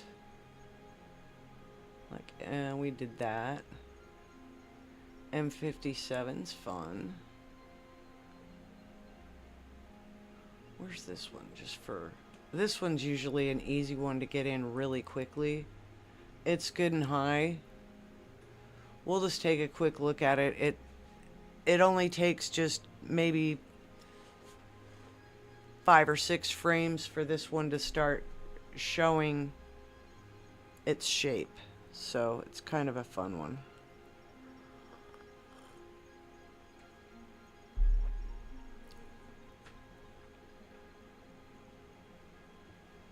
It pops out pretty quickly. Same as Same as M51. M51 comes out really nice too.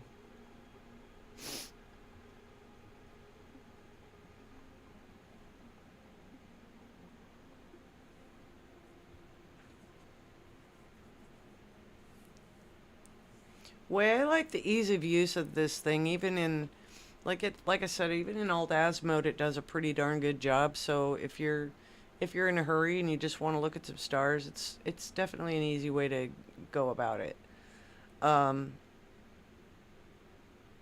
If you want to get picky, like I decided to get picky tonight, it takes a little bit longer to set up, but it's like I said, once I get the hang of doing it more frequently, I don't think I'll have nearly the difficulties that I have had on a few of the other episodes of me setting it up this way. See, it's already coming in. We've only got, just a very little bit of light in the frame so far. And it will be very washed out because the moon is coming up. But it's not high enough for me to actually get it past the trees.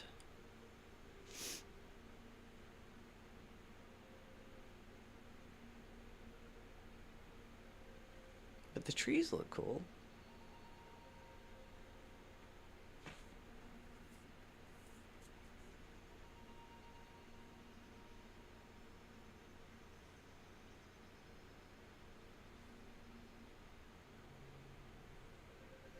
It's already starting to come in.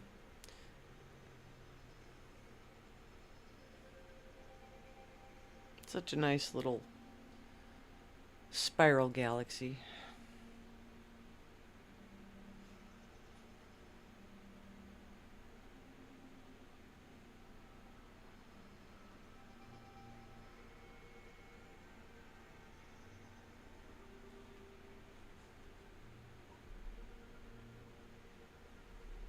Oh man, so do I, sweet. I can't wait.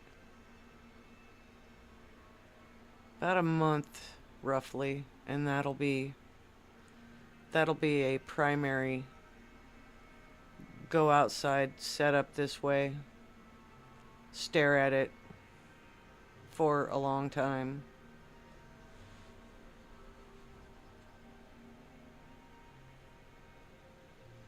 I think when we looked it up, we came up with June and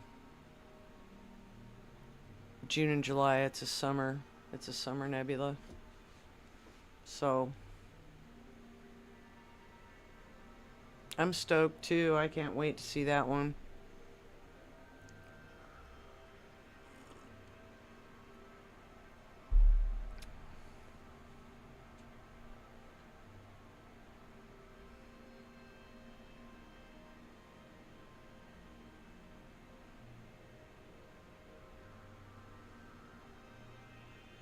Isn't that the truth way?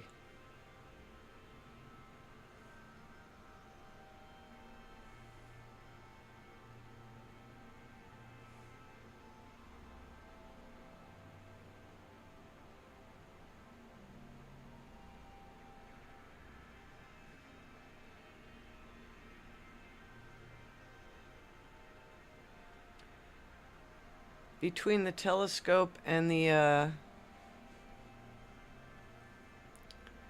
after the fact, because the last picture I got of it, I lucked out because I didn't have any satellites fly through the frame. That was the one thing that I didn't have the ability to correct.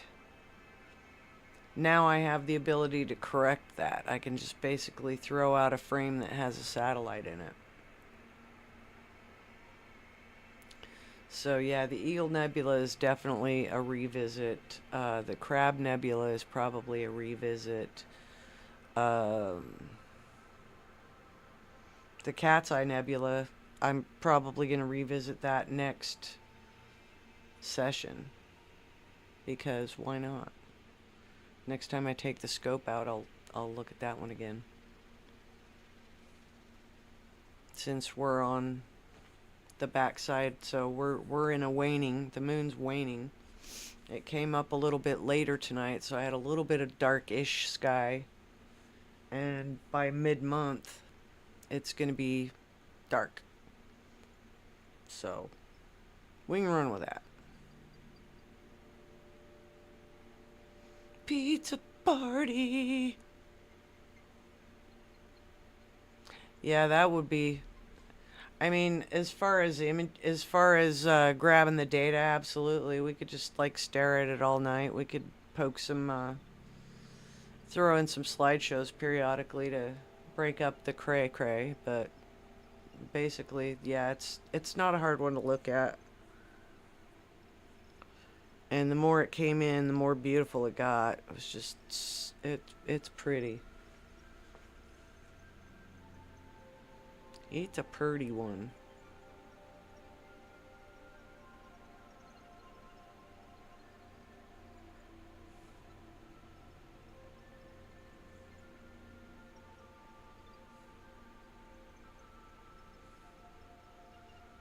So we'll see when that one becomes more available to us.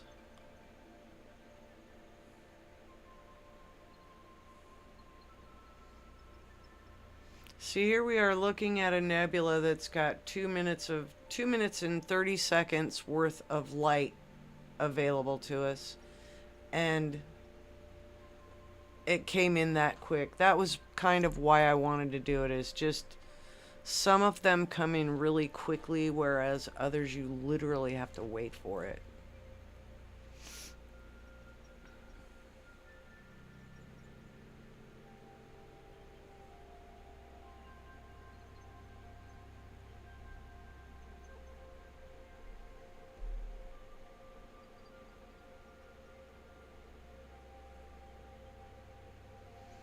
Let's go play with the moon for a little while.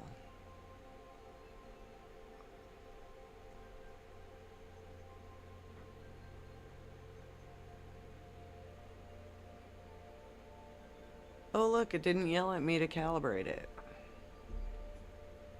It's because it's happier in this mode.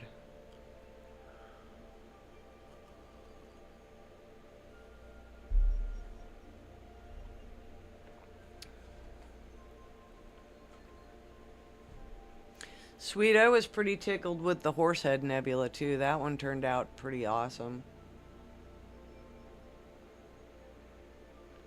That one kind of tripped me out. I was surprised at how cool that one was going to end up.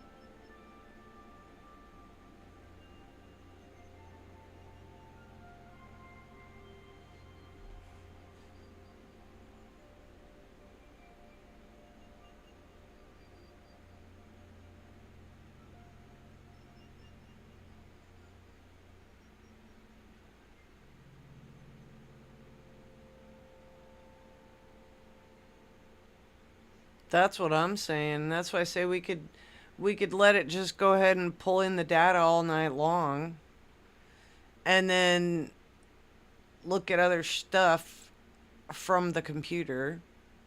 So I'll have to just download a few things and update my slideshow and whatnot.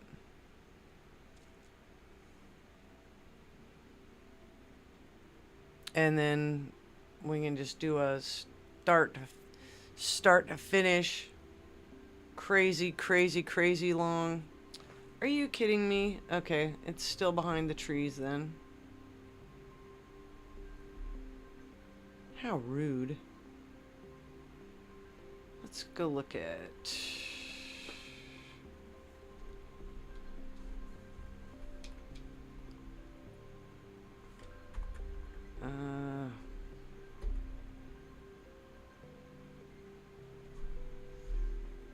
that one.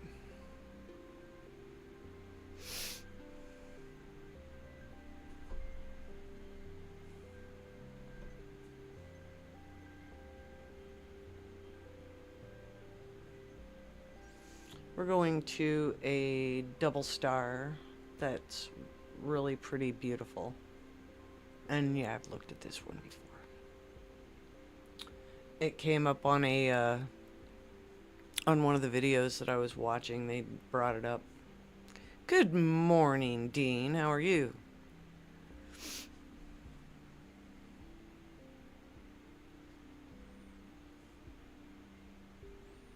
And there it is.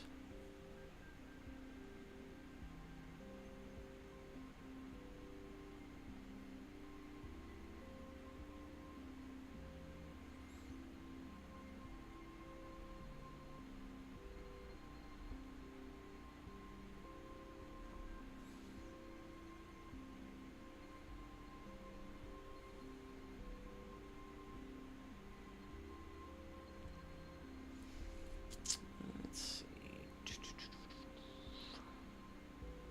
I don't really want to mess with it right now. I mean, I do, but I don't. You know what I mean?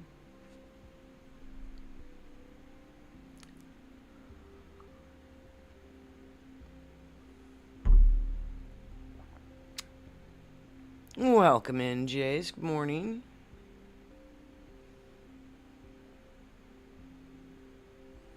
We're looking at Cor Caroli.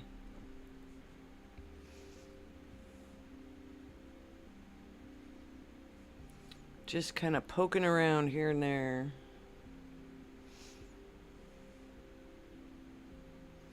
Because the moon is hiding behind a tree.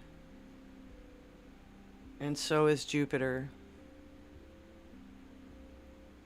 But it's bright outside, so I'm kind of stuck. We can look at star clusters, we can look at bright stars, or... yeah.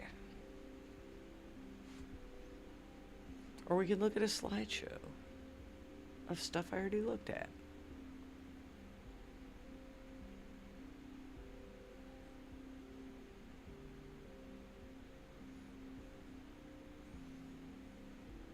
So Jace, I got out the big rig because I was having all kinds of Star Trails problems, so I decided to fix it.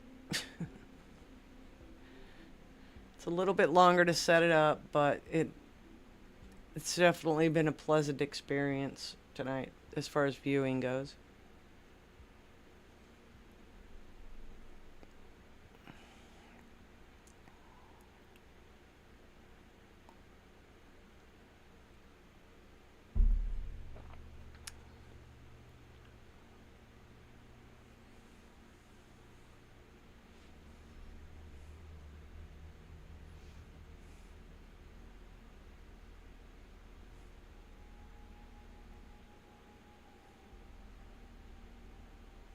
I'm still getting some stack failures, but I think a lot of that has to do with the moon. That and the fact that I don't really need to be staring at this for an extremely long amount of time.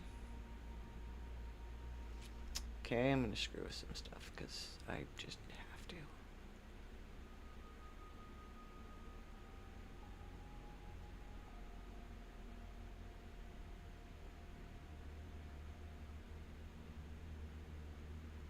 Ooh, that was brutal. I want to see the companion star, my friends. And I am not seeing it.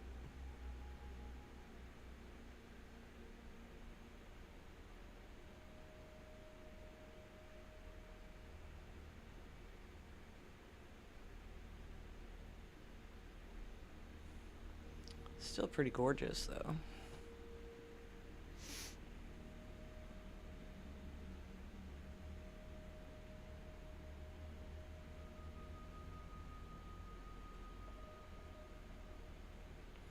Xena already running you around this morning, Jace? I mean, it would be expected to some degree, I guess. It's a dog thing.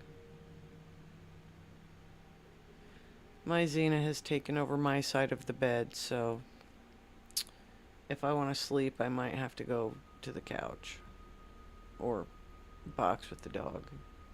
We'll see how that turns out. We'll see how I feel when I'm ready to go to bed.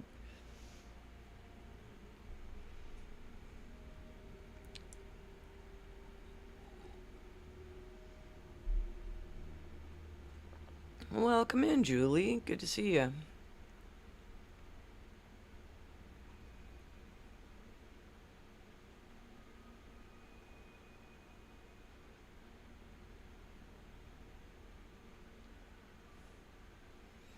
Oh, spoiled, spoiled girl. That's funny. Nice.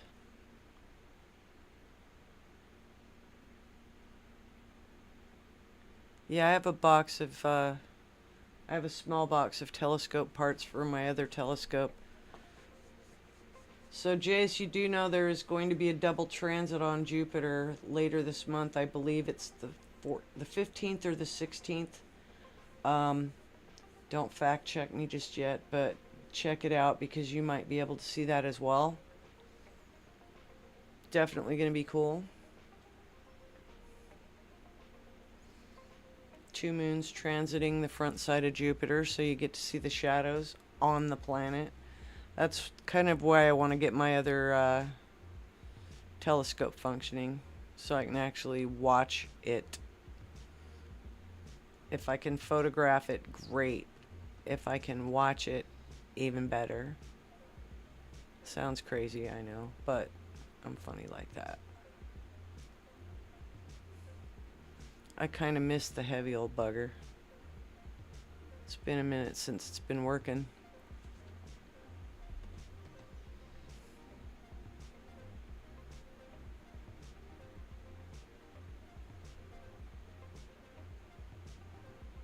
So hopefully the little electronic bit corrects the electronic problem.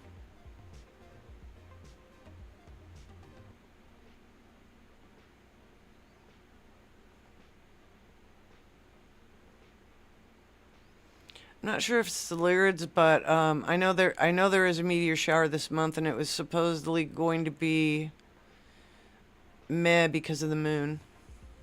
So I don't know. I can't remember which meteor shower though. We just had the Lyrids. Not last, was it last month? And for me, that one was a total bust because it was totally cloudy for days on end.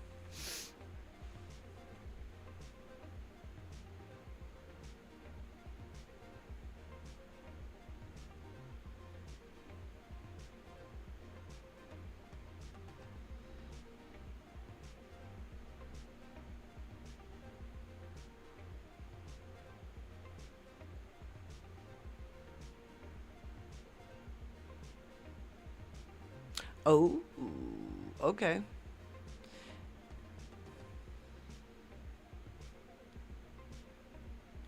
So anyway, I think that double transit will be, if I'm not mistaken, it's the night of the 15th.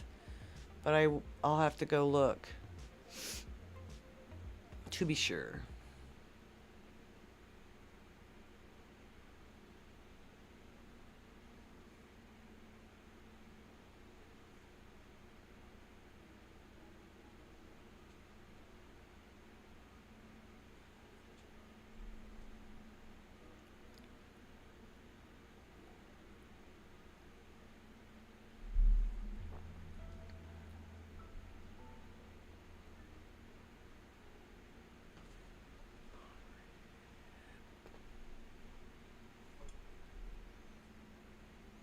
Good morning, Cat and Jack.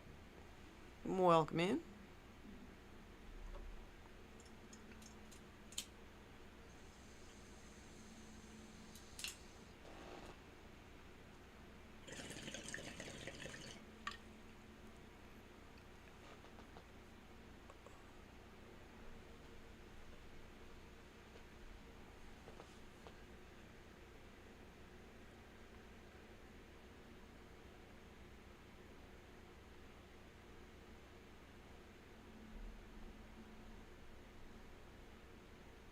Absolutely, Bobby.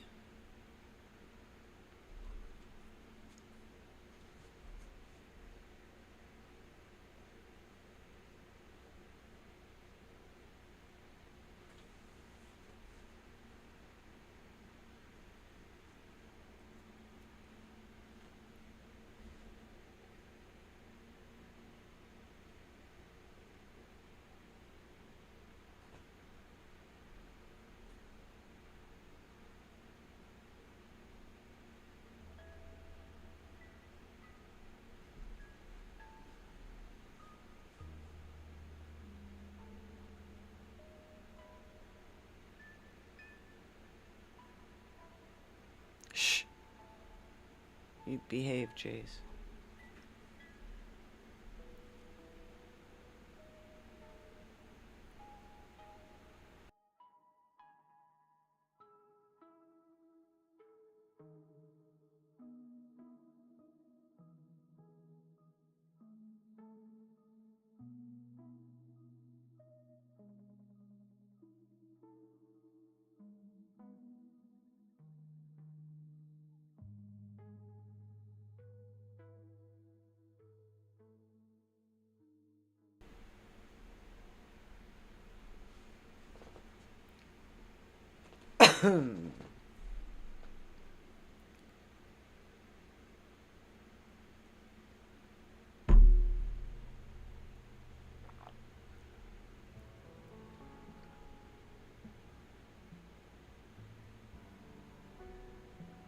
Okay, Gator, it's time for the test. You have to know all the answers. Just kidding.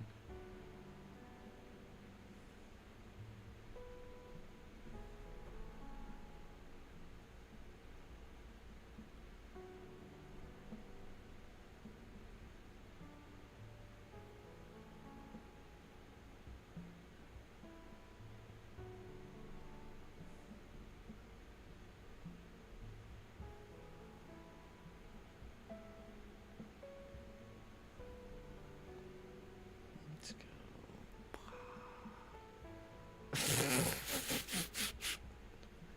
Nice try.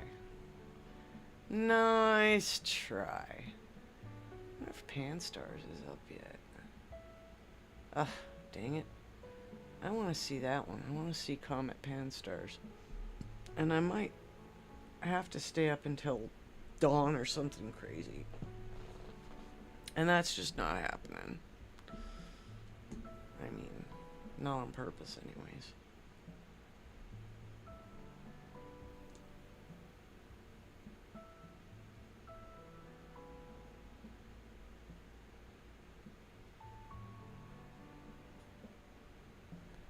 It actually has some that are built in, but it's not, yeah, it's not quite the same. It's not like I would have an actual filter. I do have a solar filter I can put on it.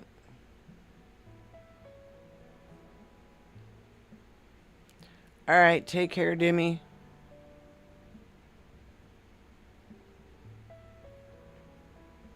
Oof.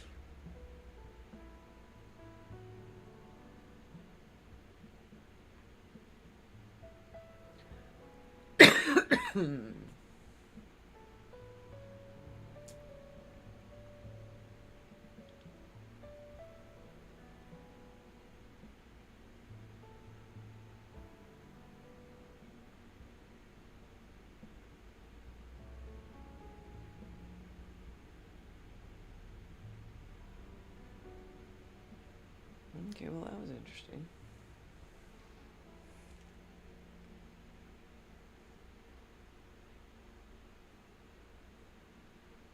Yeah, like I agree, Jace. Like literally the way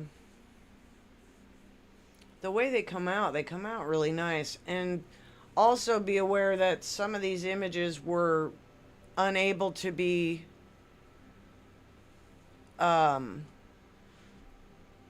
messed with in post-production. I didn't have any post-production on them. They were as is, as they happened. So like the Veil Nebula, if I'm not mistaken, there's a couple of satellite trails in there that just kind of either got faded out or possibly cropped out. And I know those were some late summer images, so we may have to revisit that one too. But I agree, some of the coloring is just outstanding on these. It, you know, there is a little bit of post-production that's possible, but it's kind of minimal, you know. At least back in the stages when I was doing this one and this one, and most likely Bode's Galaxy was done before I had any post-production work. So Bode's Galaxy and the Veil Nebula, and I mean, you never know. We'll see what we can come up with. We're just going to keep looking and getting better pictures as we go along. I did download Cyril, so I'm going to learn that one. We'll see what happens there. Yikes. If I find it to be truly amazing and simple, then I'll let you know. I doubt that it's going to be quite that, but I am going to give it a go.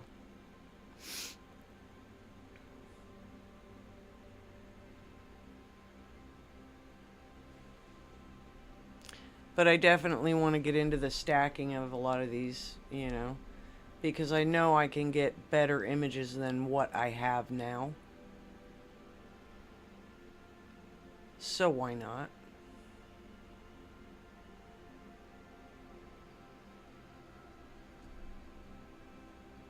Yeah, let's look at this for a minute. It's nice and high in the sky, so we can look at it, but we won't really be able to do a whole lot with it.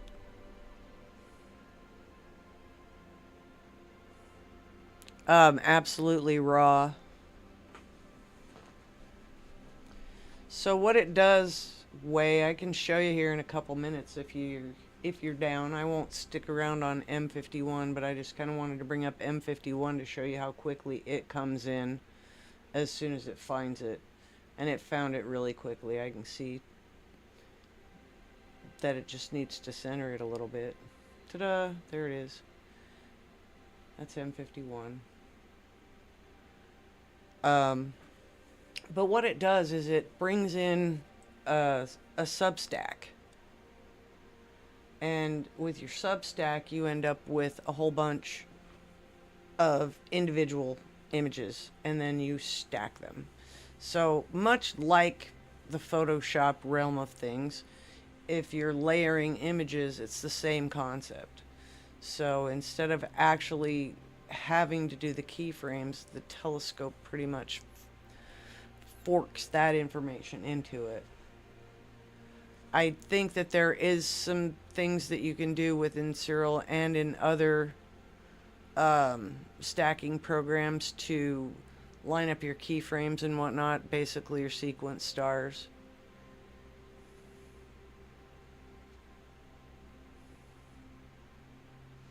So you can keep the image consistent to what it actually is, instead of, some jumbled mess of goodness. But I mean, it would be artistic, but it would be, a little wrong.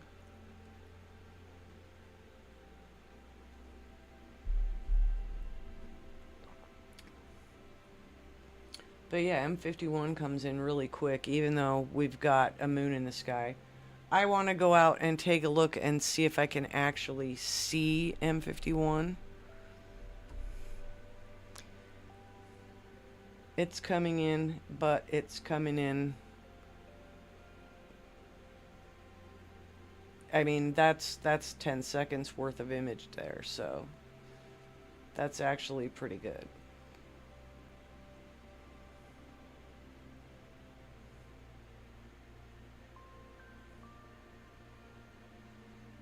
Let's let that cook for a minute, even though I most likely will pitch it. But let's let that cook for a minute, and I'm going to go outside and see where the moon's at. And I will be right back in.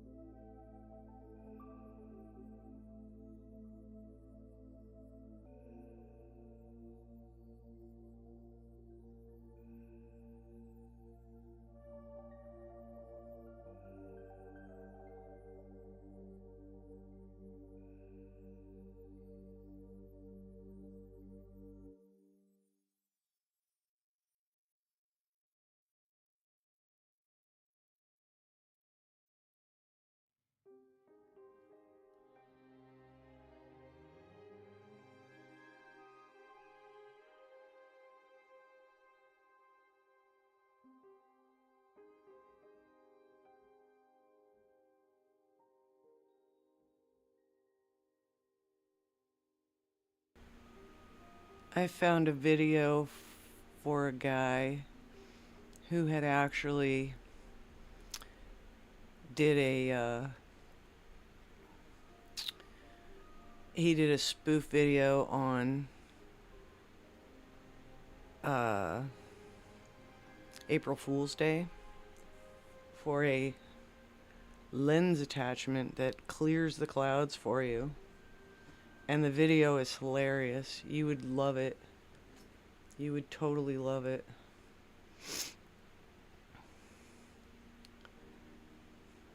I cracked up big time when I started watching it. I think I made Sweet go watch it, and it's just super spoofy. Like, it's almost buyable at the very first little bit, and then just like the deeper down the rabbit hole you go, the more ridiculous it gets. And yeah, it's pretty hilarious. But yeah, clear skies are the only true limitation that we have. And yeah, the cloud clearer. Yeah, it was hilarious. If I could give me a minute and I could probably find that video, but I laughed so hard when I saw it. It was ultra campy and super funny.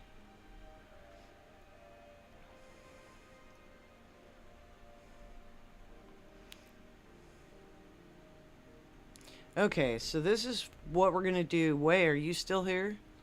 If you're still here, then I'll basically show you the Substack and the crazy little routine that goes on there. I mean, we don't have to do anything super majestic here. We can do a kind of a quick session on M51 because it's pretty anyways.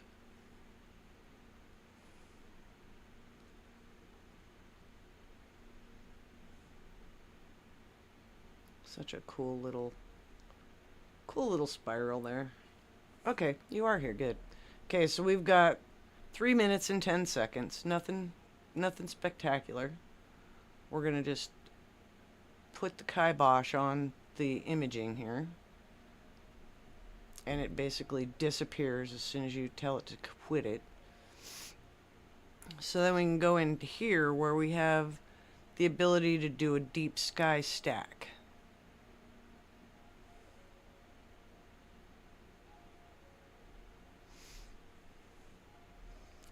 And we're just going to go into the files, and it will go directly just to the subdirectories where I have files that actually have something in them. So I have a few, which I'm going to have to clear off, but these are kind of like my, oh, by the way, don't forget to, go back to that. So we'll go in here. And I always just select all to start with. And that's probably going to be a mistake. Just because it's going to pick several days worth of images here. So we're going to back that up. I'm going to clear that.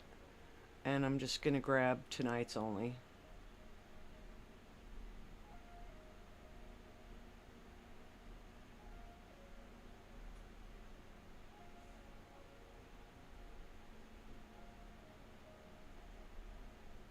Otherwise, we'd end up being here for a while. Not to mention, it would have to mosaic these because these were done in Alt-Az.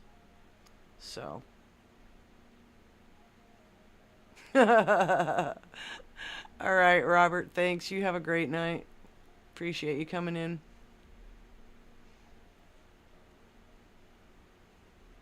And you are so not wrong.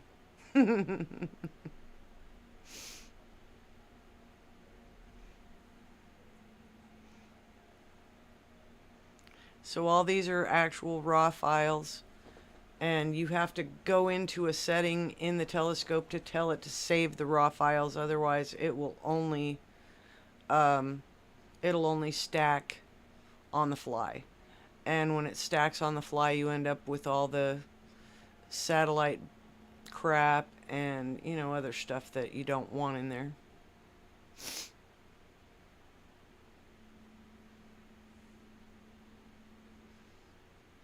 Kendall, good to see you. We're good. we're just kind of playing around with an image because the moon is definitely lurking in the trees and does not want to come out for me. But it's definitely messing up the rest of the sky. So we're just kind of playing.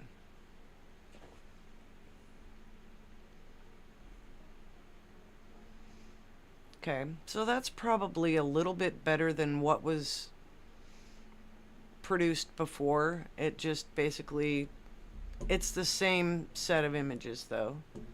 But then we can go in here, we can do a little bit of denoise. And the denoise pretty much just cleans up the signal to noise ratio.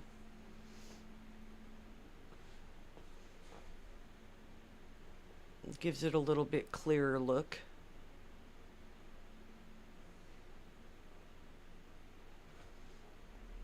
And you can get a comparison here. It's pretty extreme, really.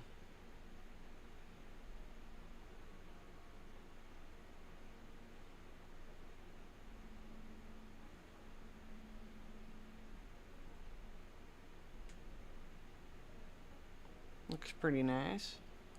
But I mean, figure that's only just a couple of minutes worth of light. So really, it can be a whole lot better. But you can go in and you can add brightness, take away brightness. I mean, it really depends on what you're wanting to do with it. I usually end up taking out the brightness at least a little bit, so it crisps it up. But yeah, I'm not even going to save that. That was more for demonstration purposes, educational purposes, I guess. But, you know, something to do sometimes. But the other thing too is this gives you a planning option. So if you just straight up don't even want to look at the dang thing and you want it to do all of the heavy lifting, you can set it into planning mode and just pick your targets for the night and tell it, I want you to look at this for part of the night and I want you to look at this for part of the night. And it's actually really cool. So we're just gonna go plan, confirm. And you can tell it where you want it to look in the sky. I typically am more inclined to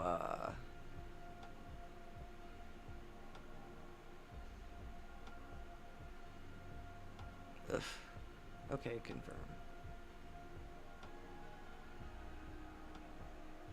So you can literally pick a spot, you know.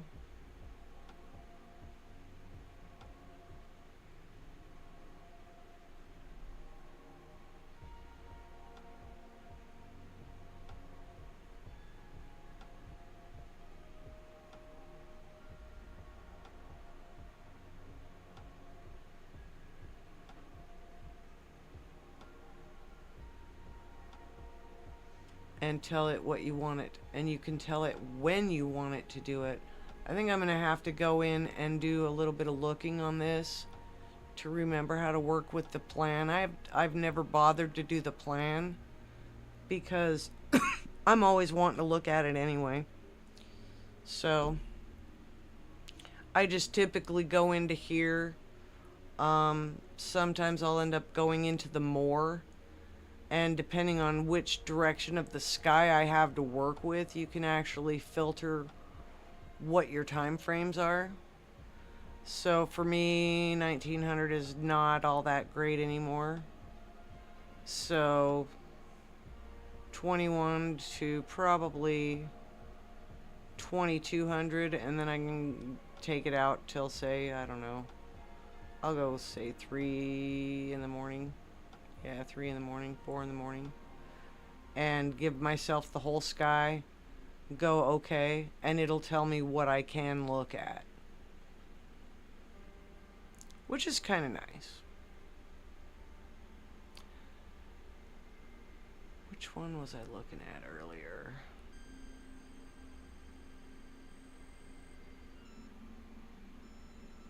We were looking at M13 earlier.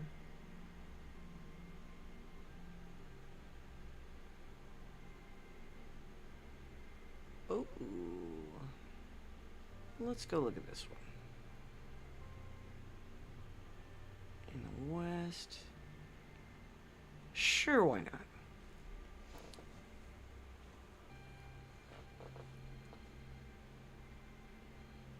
I would say we do. Jace, we do. Yeah, it's the same general layout.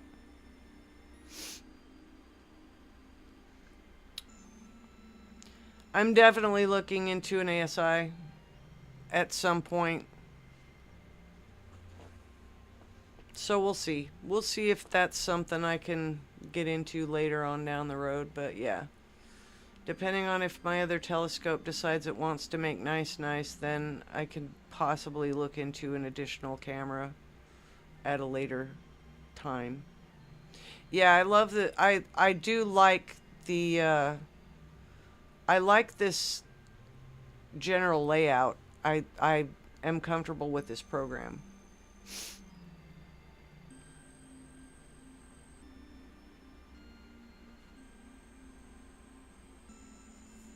The software is pretty easy to get along with. Hi Sabine, welcome in.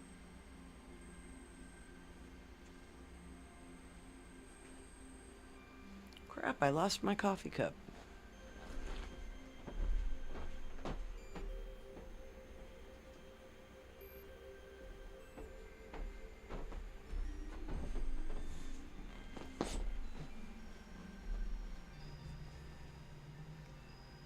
Cheers, Sabine.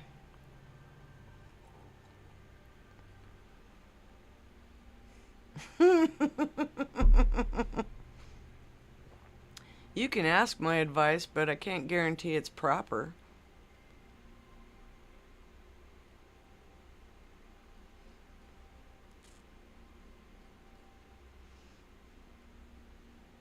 But I'll at least let you know if it's BS or, you know, the truth. How's that?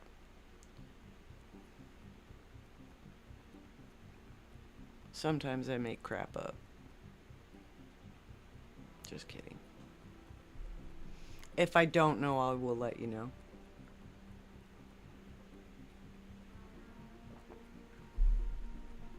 Yeah, I do. I definitely like the ZWO hardware. They've got some really nice sensors.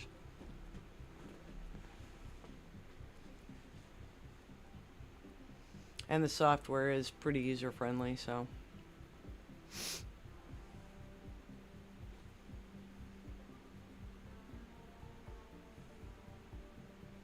How are you this morning, Sabine? Having some coffee, I hope.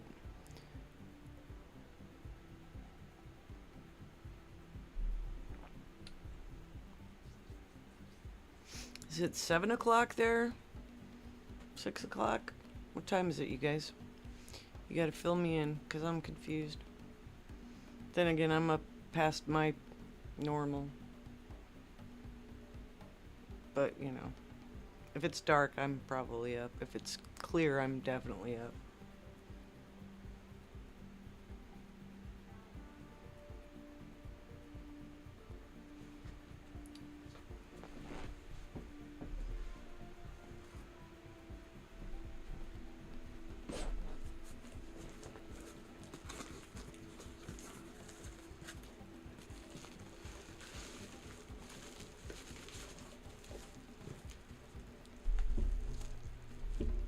$8 a.m. Okay. So you're 7 hours different. Okay. So Jace, this is still wrapped in plastic, but I'm sure you can identify what it is that I need to replace on my other telescope.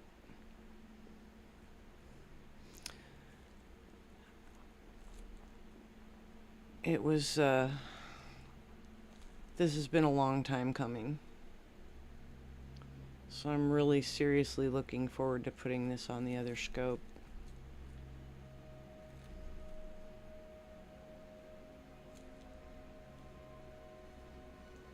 It'll fix a lot of my problems. Not all of them, but a lot of them. And then hopefully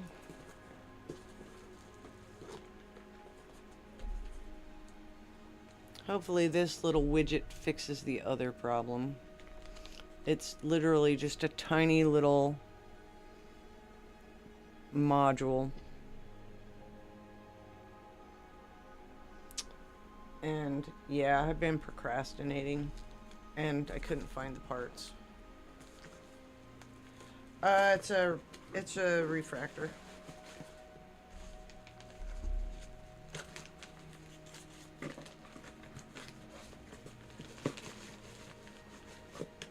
And yeah, it's kind of stupid proof as long as it is working. But it stopped working 2 years ago. It stopped working a couple of other times, but it literally stopped working a couple of years ago. So, as long as I don't need a new motor for it, we should be cool. But something completely freaked out in the communication and stuff.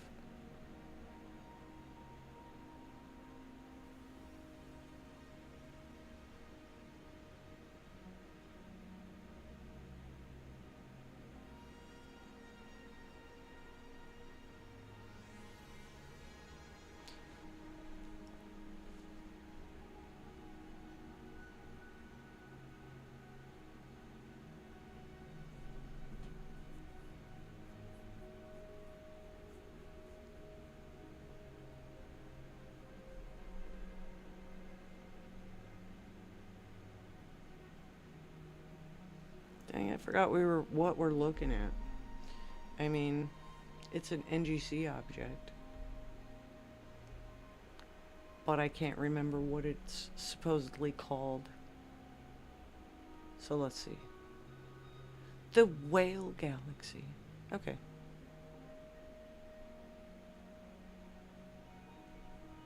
It's kind of cool.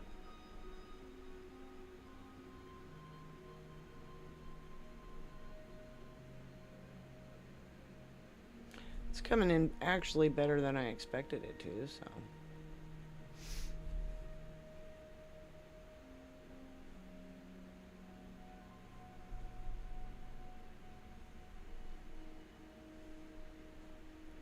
Yeah, Jace, my other telescope, it's definitely not a super high-end one. It was kind of it was a budget model, and now that budget part of that is what's kicking my butt, is because it's not new either. So since I put a number of years on it, it became a little bit harder to find parts for it. And trying to decide if it's a better option for me to just get a different mount. But it's got a motorized, computerized mount. But that's where my problems have been. And as long as it's level and I have the GPS coordinates in it, it's a piece of cake to align it. But it's back to that Alt-Az rodeo again. And I think I've kind of advanced past that point. It's just that whole setup thing it takes longer.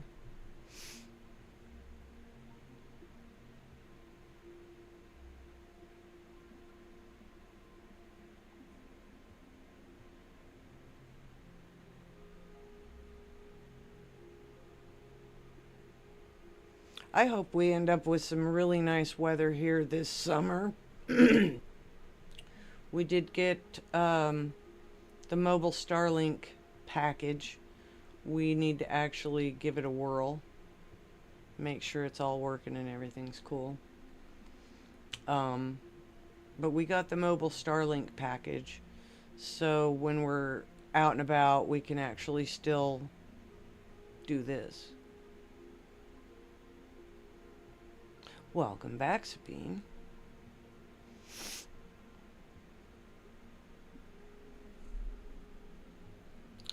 So once that, once the summer actually starts kicking in and Ed starts getting some actual time off, we're going to be, he has Memorial Day weekend off, which is, I don't know, sometime in May. I don't even remember when that one is. But he has the time off in May. It's the end of May. And we don't even have the camper out from underneath a big giant tarp. So we need to untarp it. We need to get it set up. We need to get it dewinterized, get the water system purged of antifreeze and ready to sanitize and put water in it. And then go camping. Yeah, definitely. It was so soggy last year. Every camp trip at one, we got rain. We had a couple of nights where we were actually able to take the scope out at all. And more nights that we couldn't. So it was just one of those things. We tried. We took it out a couple times, but we really didn't get a chance to set it up like this. So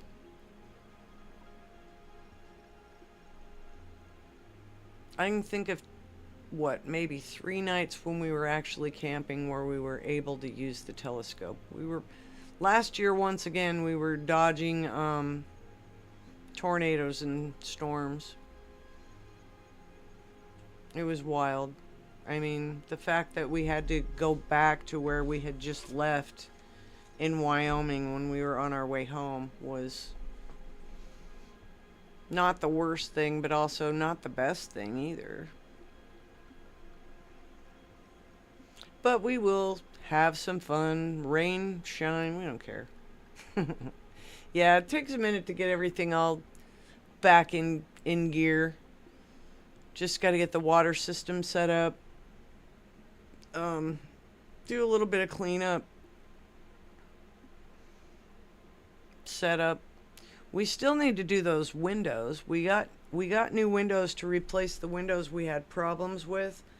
But my point is if we don't fix those, we have caulking. Oh yeah, definitely, Jace. We'll be taking some great pictures. We'll have some fun. We'll look at the sky. We'll look at the woods. We're gonna be out in Pennsylvania in Cook Forest, and it's outstanding there.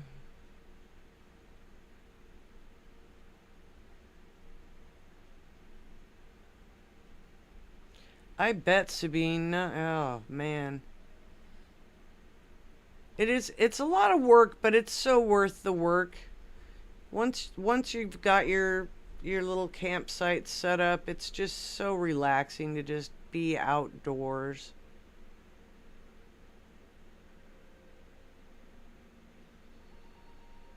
Way knows. Being outdoors is definitely what I need. I need to go outside. That's the other reason why I want to get my other scope up and running. It basically forces me to go outside.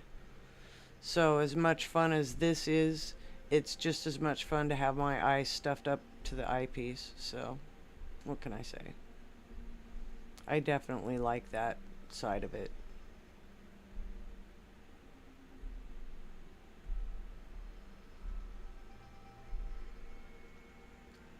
Same for me. Definitely give Timo a smooch and Bax a love.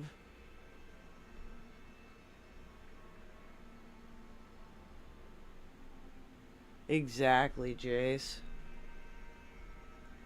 I mean, new places, old places, just beautiful places.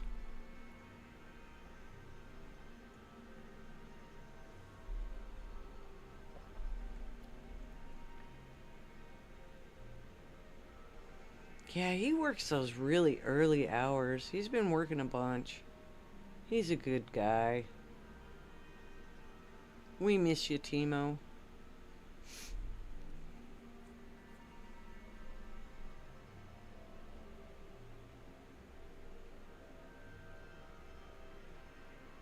Aw. Bax is a good boy. Xena stole my side of the bed, so I don't know if she's going to be a really good girl when I go to bed. She's probably going to be a grumpy girl when I go to bed. Unless Ed, you know. Oh, it is Star Wars Day.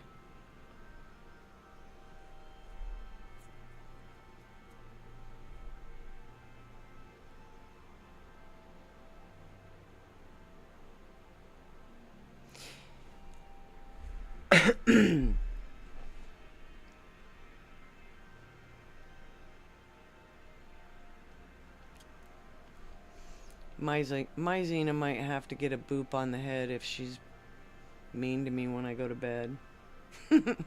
We'll see. Hopefully she's not too mean. Maybe she gave up on Ed and went to the couch. I doubt it though. He sent me a picture of her basically hogging my side of the bed, so I'm sad. Either that or my side of the bed's gonna be nice and warm. It'll be perfect for my back. I'll be happy. I don't know. We'll see. We'll see how it goes. I'll let you know. I'll let you guys know how it went when it all happens. I'm not sure if I'm excited or not yet. We'll see. Dumb dog. She's a crazy girl.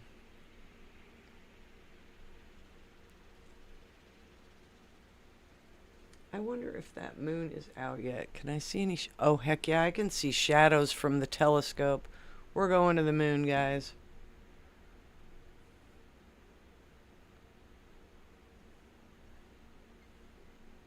Look at that shadow on the moon.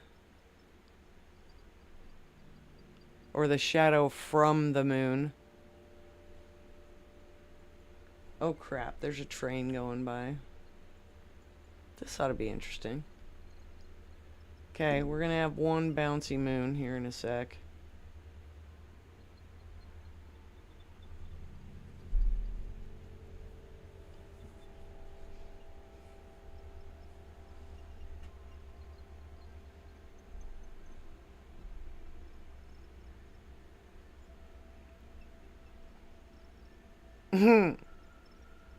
Exactly.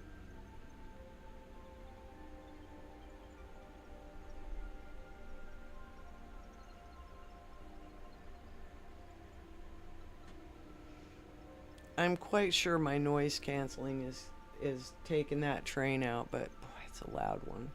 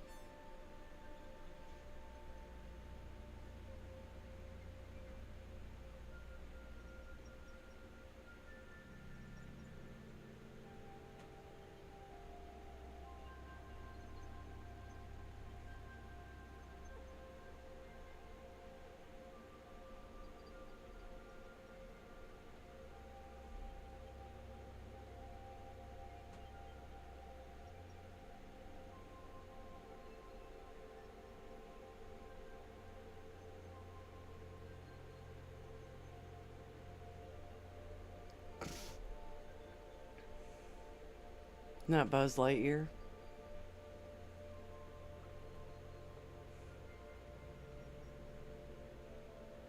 That was an alien.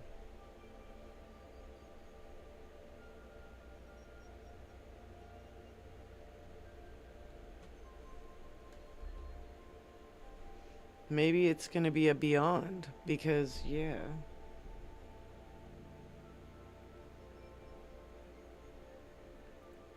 Yeah, silly ass thing. What will you let me look at? None. That should be high enough. I'm getting a shadow. I mean, come on, man. Oh, to infinity. Okay. You are correct. I don't remember if I watched. I surely didn't watch them all. But, yeah.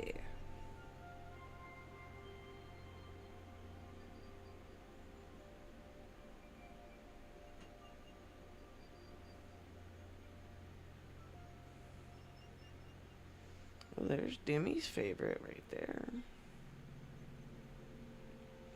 So, Jace, you see how they actually are showing a light filter on these ones? Those are actually going to be filtered because of where the little red dot pretty much indicates that there's a filter involved. And that may be a hydrogen filter. I'm not sure. I'd have to look it up. But yeah.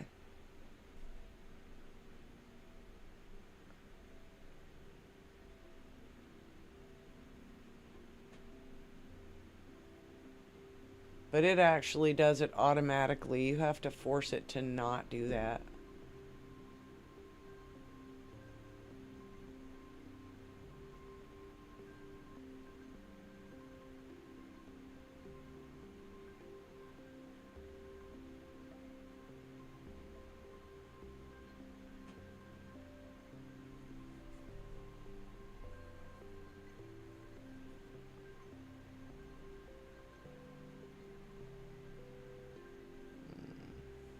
No.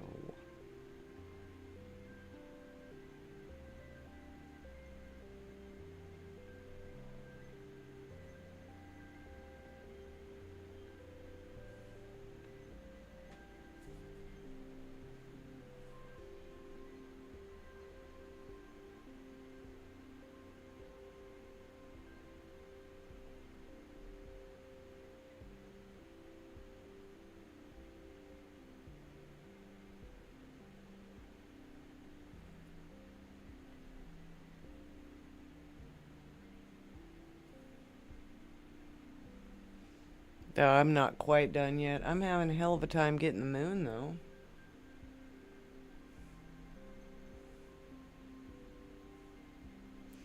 You heading to bed, sweet? You have a good night. Suppose I shouldn't keep anybody awake this late. Unless you wanna.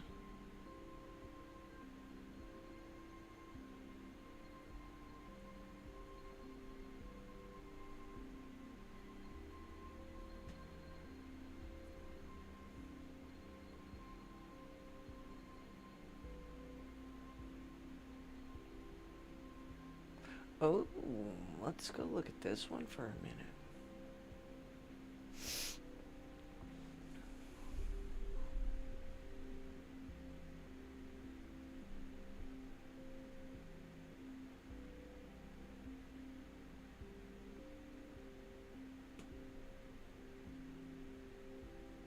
Yeah, I'm not surprised, Jace. Anything that's like attached to a telescope, the telescope could be cheap. It's all the add-ons that just like cha-ching, cha-ching, cha-ching gets expensive. It's crazy. All right, night night, hubby. Night night, sweet.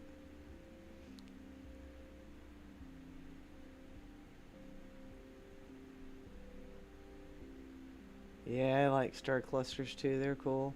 Ooh, that's a pretty one.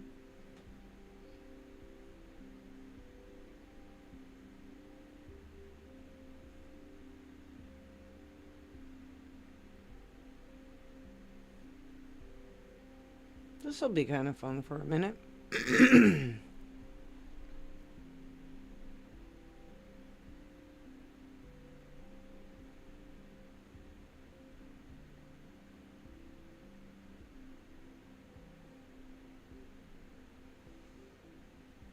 I could kind of see why this is called the rose cluster. It does look like a flower, huh? just out and around it. That's kind of neat. Woohoo!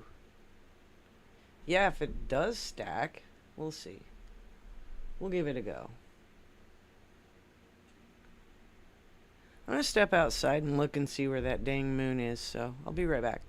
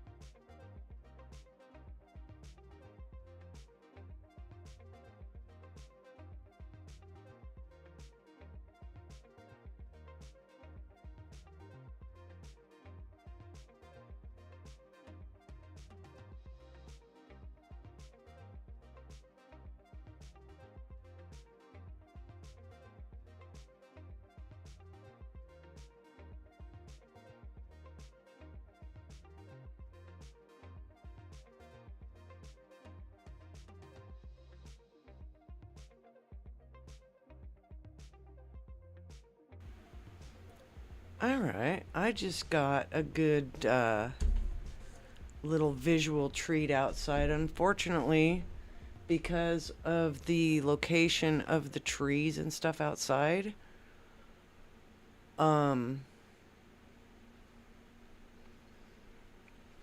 the uh, the moon is right directly next to Antares and Scorpius. I believe it's Antares. I'm looking at a cheat sheet, such as it is. Oh, come on.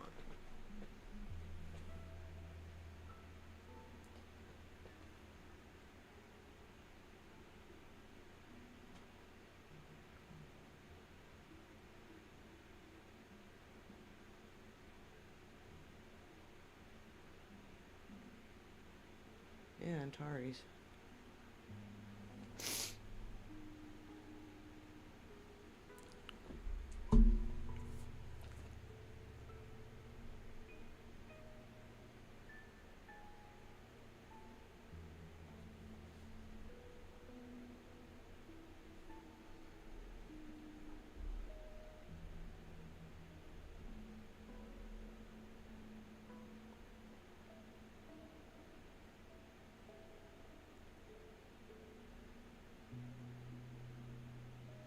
Oh yeah, I think you can do that on a phone, Jace. I know I can't do it on a computer.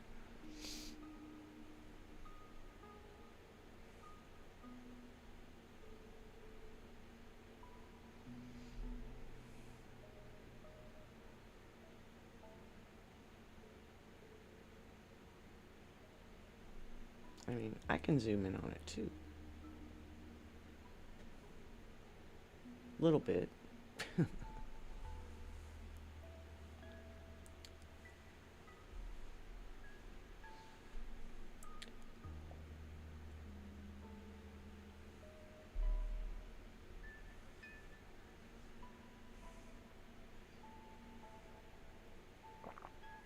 Nice.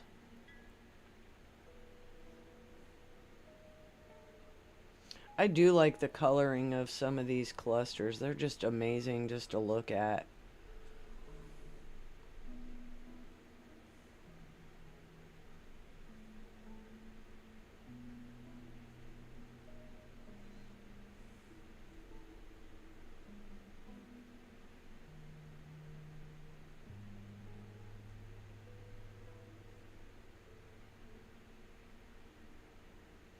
We'll let this one cook for a few minutes and then we'll maybe try processing it. Pretty it up a little bit. I haven't dropped any pictures in a minute. Last picture I dropped was one we took the other night, and everything I was looking at was getting seriously washed out by the moon.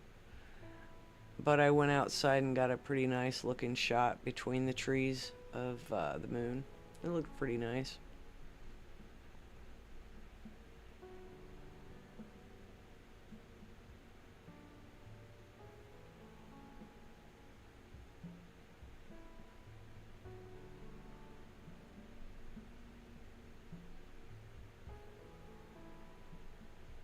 Yeah, exactly. Well, to be honest, the first time I saw the Pleiades cluster or the Pleiades asterism, um, my brother and I were out in the desert for a meteor shower, and if I am not mistaken, it was the Orionid meteor shower, and so we were looking at Orion, and I'm looking, and I said, I see something weird looking over there.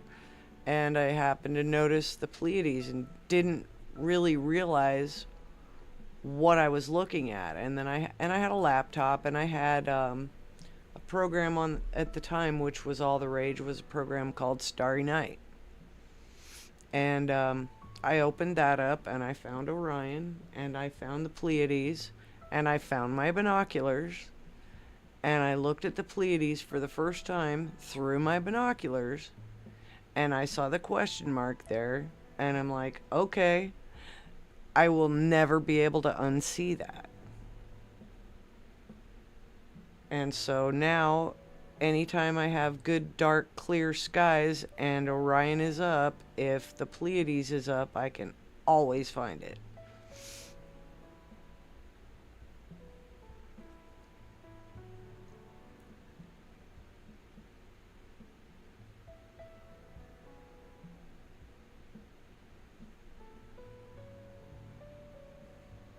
And the more I poke around, the better I get at actually navigating what's out there. So, I am certainly not an expert. And I won't even pretend that I am.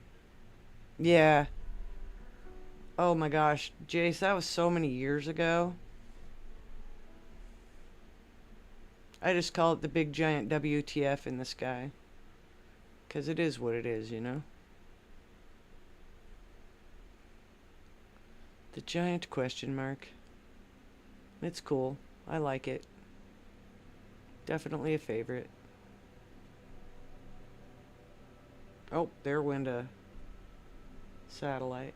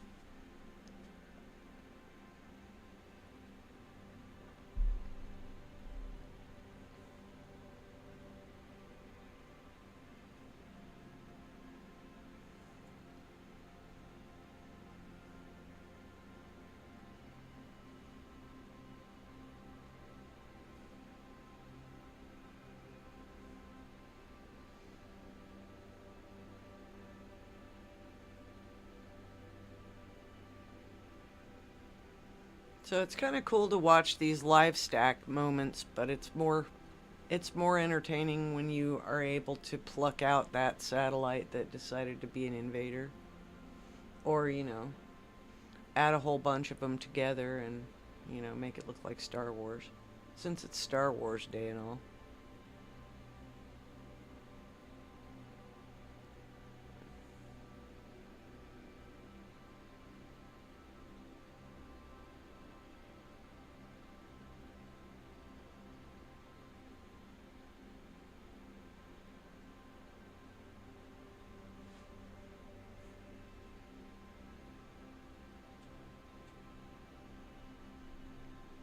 Okay, I'll have some breakfast too, Sabine. I'm ready.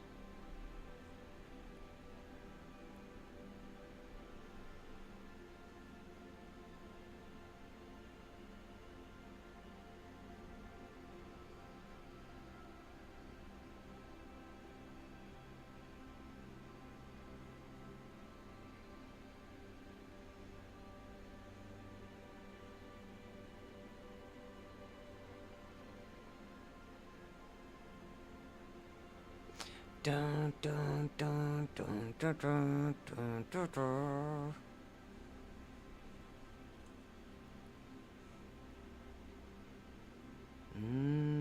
Bacon. Yeah, bacon sounds good. I should pull some bacon out so I can have some bacon tomorrow.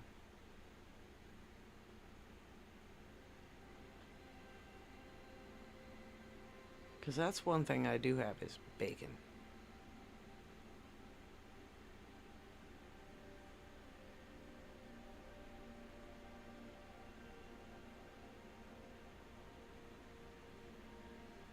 I need a passport, but I'd be on my way already. Eggies. Bacon and eggies. Sounds good to me. I'm in. Sign me up.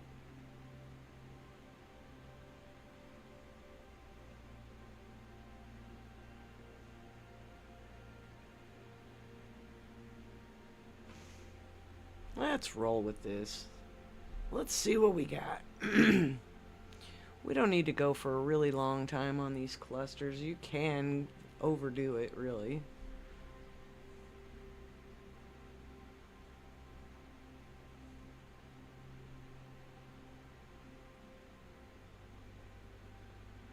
I absolutely agree, Sabine.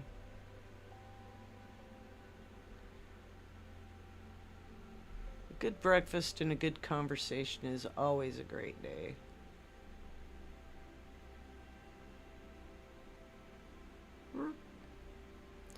We'll skip that satellite invasion.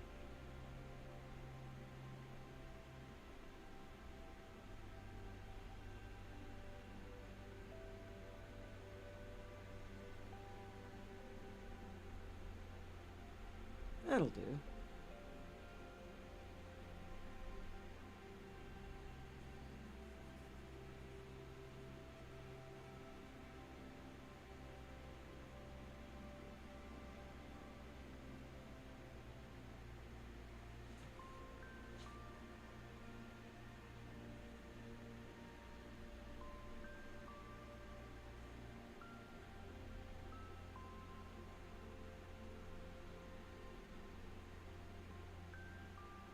Yeah, we can see what we get. We can always come back to this one too.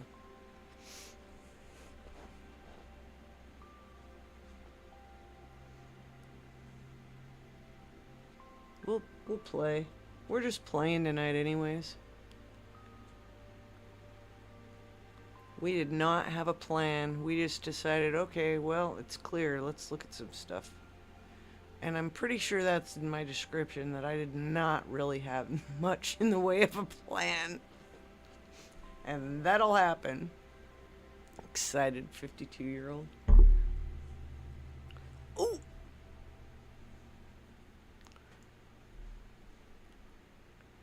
That's not terrible. I kind of like the look of that. Denoise it.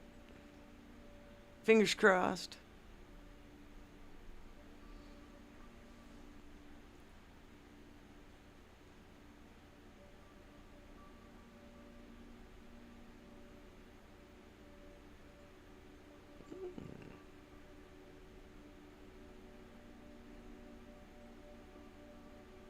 Ooh, that does pick up the nebula, doesn't it?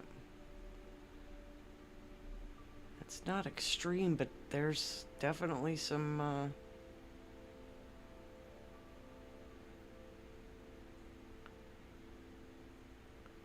that's pretty.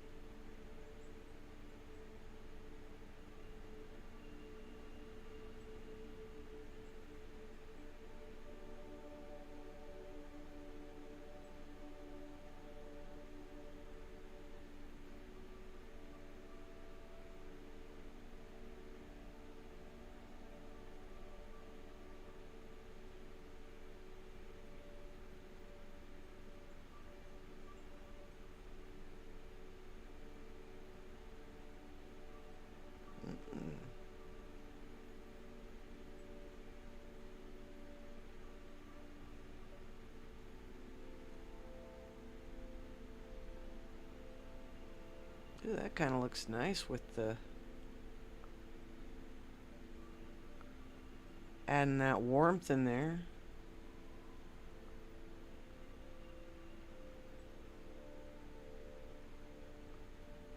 Yeah, buddy. I'll download that one.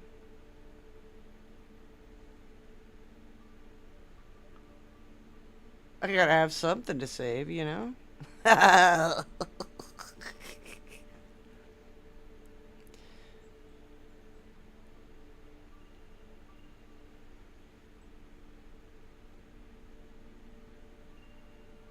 That turned out pretty nice, actually. In the big scheme of things, for it not being a lot of time on that one.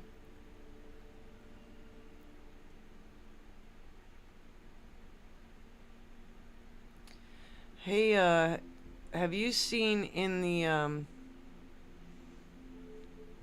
like, let's just go, I mean, theoretically I could go right back to it, but,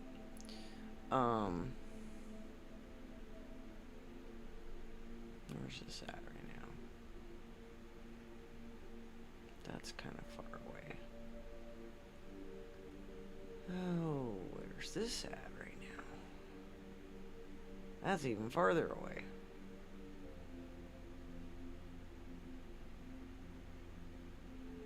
Exactly.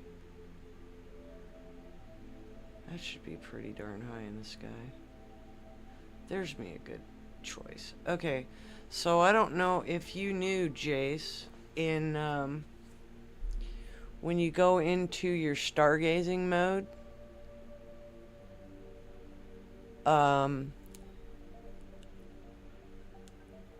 when you go into stargazing mode, you can go into and as I don't know if this is on the ASI as well, but they just incorporated it into the S50 and S30 firmware, where they actually have expert mode. Once this actually lines up, I'll show you. So there's literally an expert mode. See that?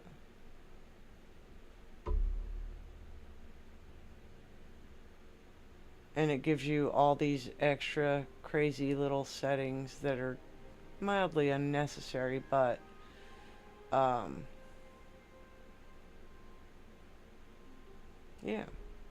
it's kind of cool.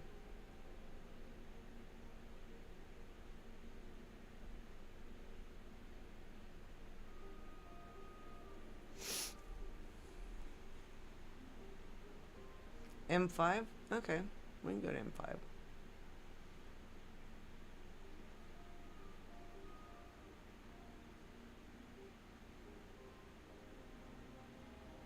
Yeah, I know this one's not going to come in tonight. It's not going to look very good if it does come in.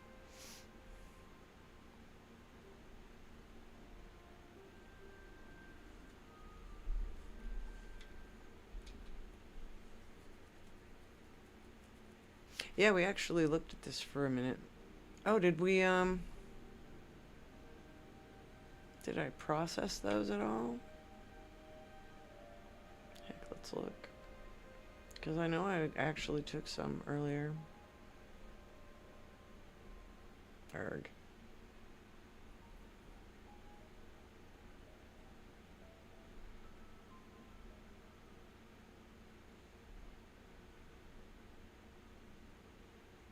Yeah, M5, that was the one that we just were looking at. We looked at M5, we looked at M13.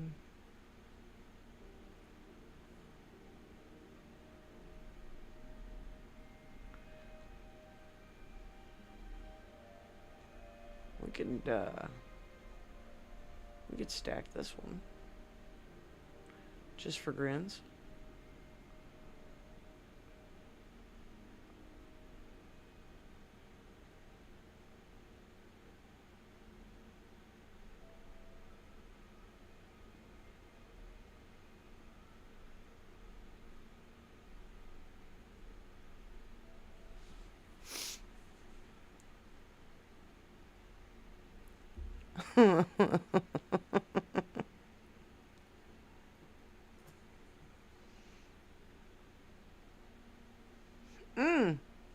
Try M3.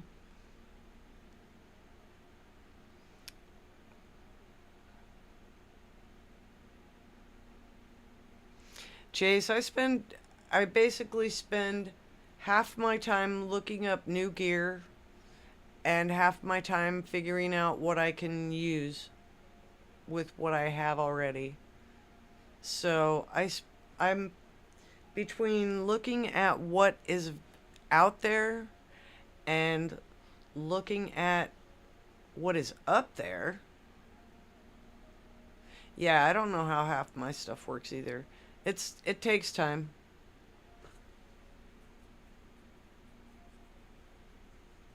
I'm gonna try and figure out Cyril though, I'll tell you that much. Because after watching a couple of videos that I watched today, yeah, game changer. Because it's not we can all collect light. It's what we do with it once we got it. So that, you know, and the other part of it is actually making sure that we go out and try to collect the light. And I have to admit, there were at least a couple of nights that I skipped out because I was tired. And, you know, that'll happen.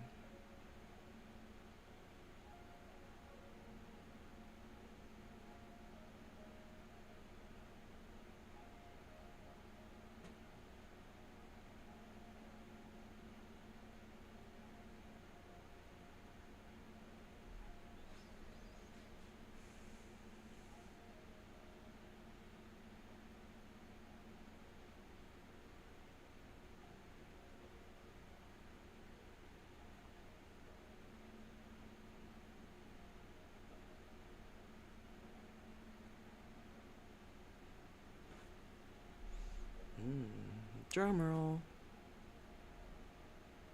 Ooh. That's pretty.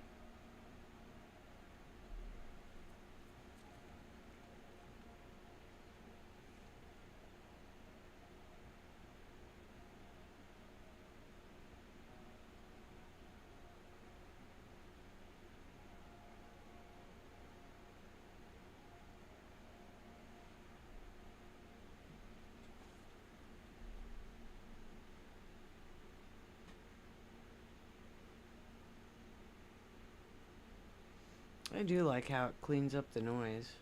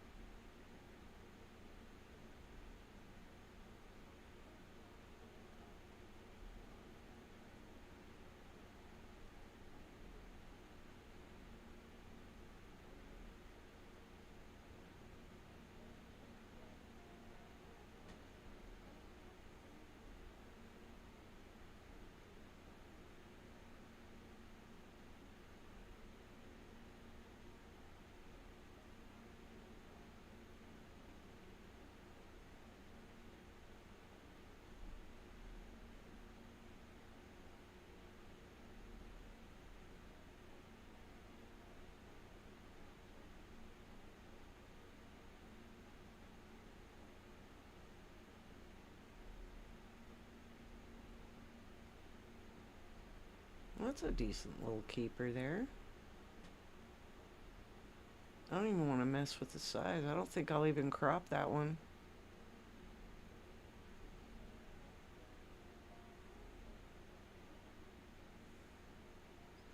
The clusters, the clusters. I wonder if I'm out of the trees yet. Let's try again. That moon has just been really problematic to chase down tonight.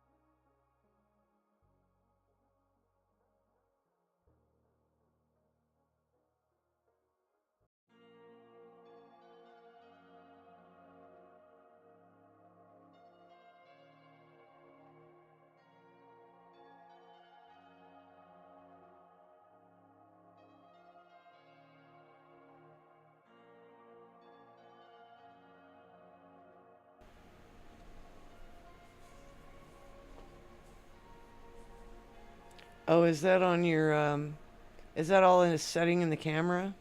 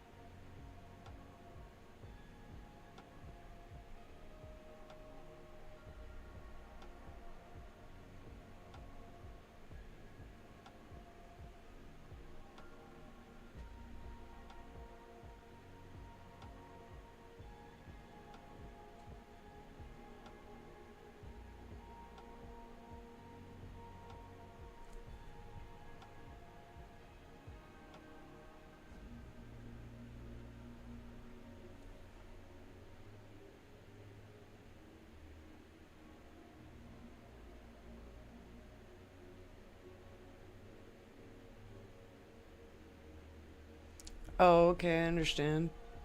So it's just literally the orientation of how it's lined up then. That could very well be the case. You've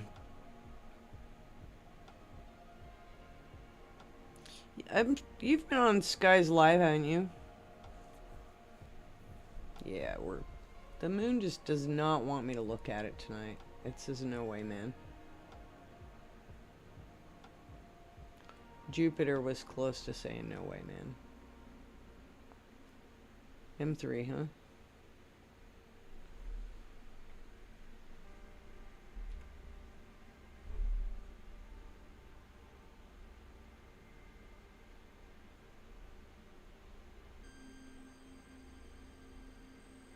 We can probably see that one then.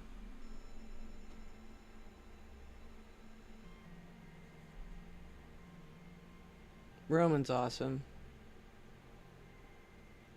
I don't often engage with the chat, but I do stare at it an awful lot.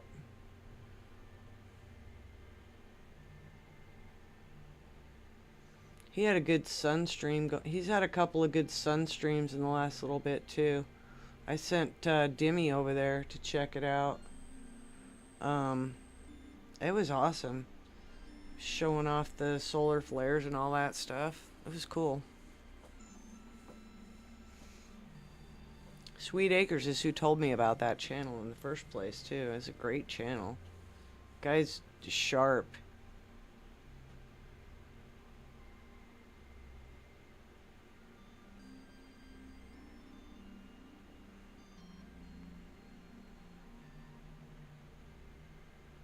And he knows his stuff, and that's, I mean, that's the cool thing too, is he's very knowledgeable, and he's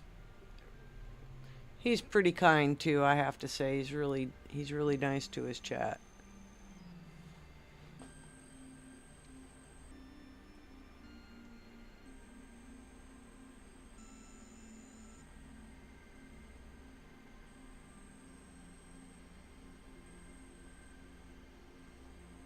Yeah, I know. I saw that. Ed and I were actually looking at what one of those goes for, and we just kind of went.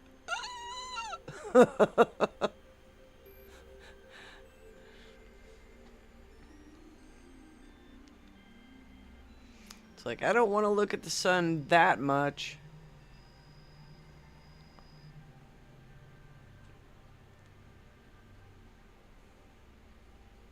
But it's true. I mean, you get a telescope to look at something kind of specific. So, if you want to look at planetary stuff, you need sort of a different setup than what you would need for looking at nebula.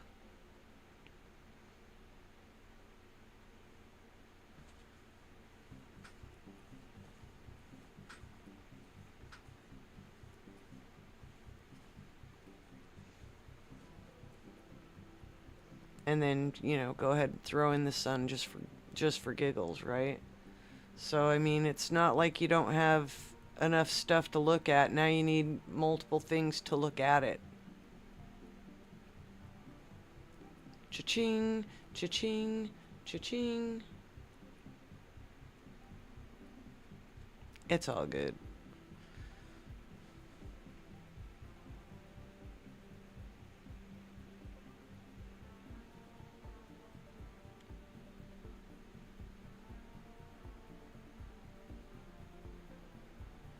Good choice on M3, by the way.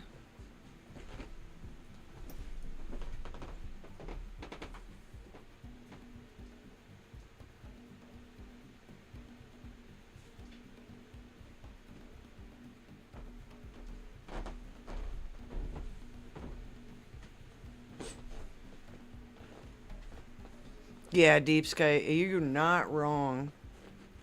You are not wrong.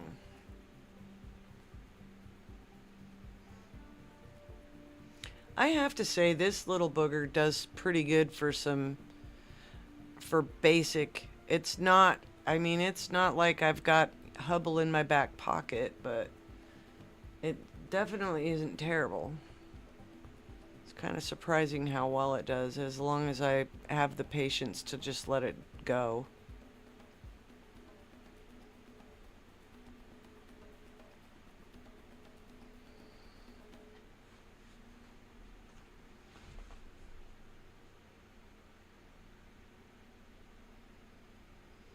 I was thinking about wanting to do a solar stream. It would have to be during the week.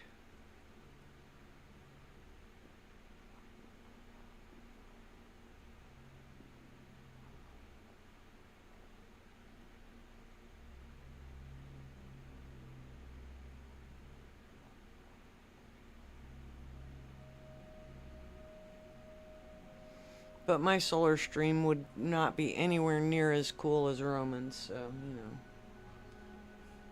Not like I, could even compete with that guy. He knows what he's talking about, too.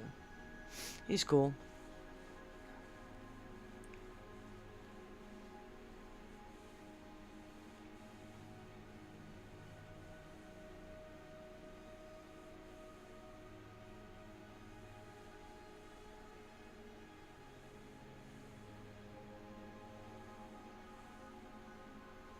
Ooh, I'm getting some really ugly light pollution off to the right-hand side, though. All right, Way, you take care. You have a good morning, night, or whatever you want to call it, since you took a nap. Have a peaceful slumber.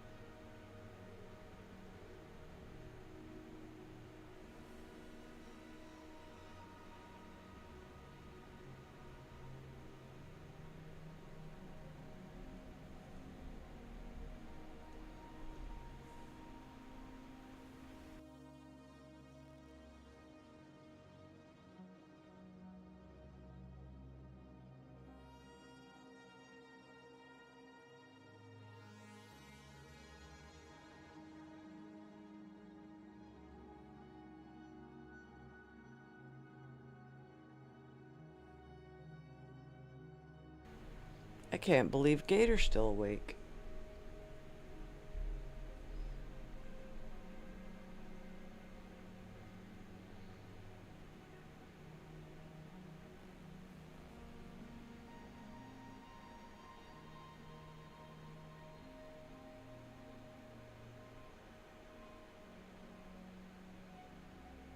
I can't believe I'm still awake.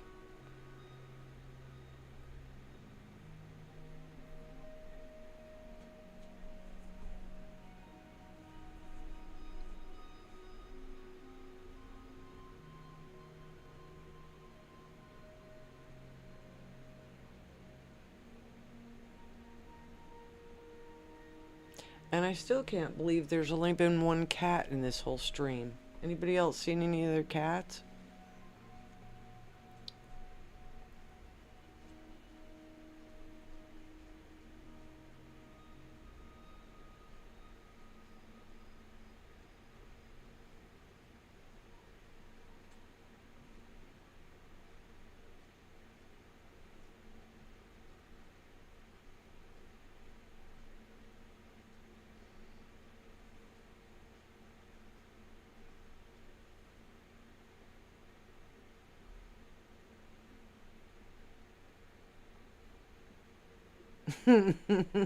I know. We need Aquadonkey to, absolutely overinflate the number of aliens that we see in stream because, he's really good at it. I know I've seen a few that I have not thrown into the mix, but I like the number 13, so that's kind of where I stuck for a while.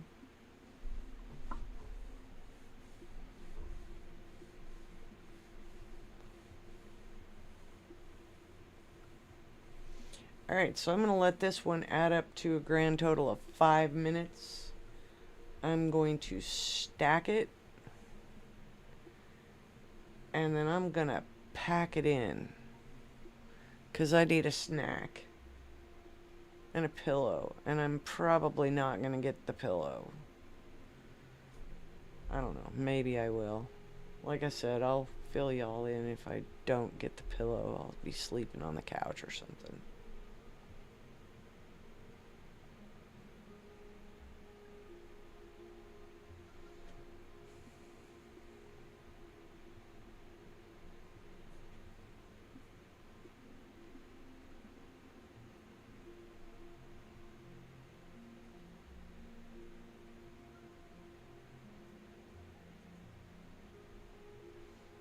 Yeah, this one's definitely crispy. I like the way this one looks.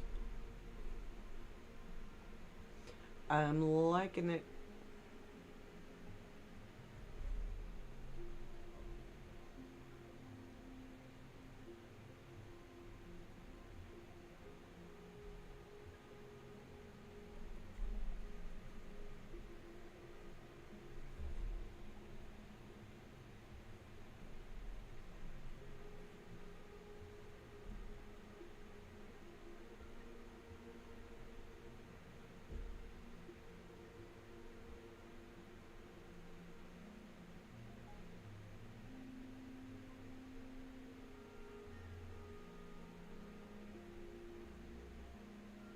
Oh, I'll let it go a little bit longer. Just a couple more minutes. Just on a counter.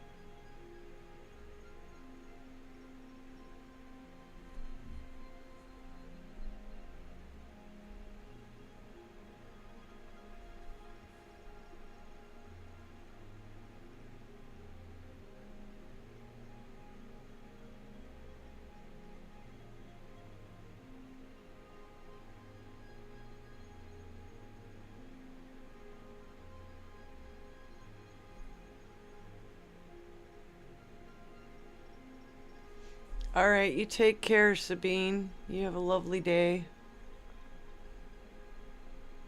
I'll be out of here pretty quick. Figure let's round this up to a minute or so and do another quick stack, and then I'll haul it all in.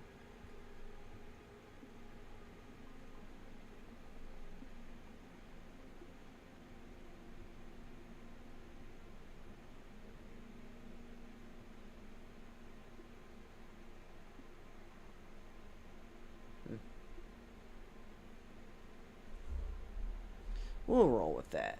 See how it looks.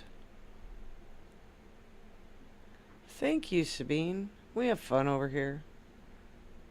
We usually get into some sort of shenanigans, but it is kind of interesting just watching them come in like that. Starts from nothing. Just a little blob of stuff in the sky, and then you're able to pull a lot of information out of that, which is fun.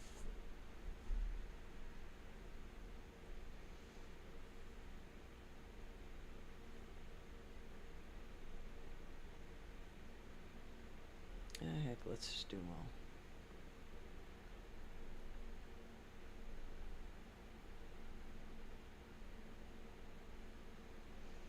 You take care and enjoy your day, and thanks for coming by. Appreciate you so much.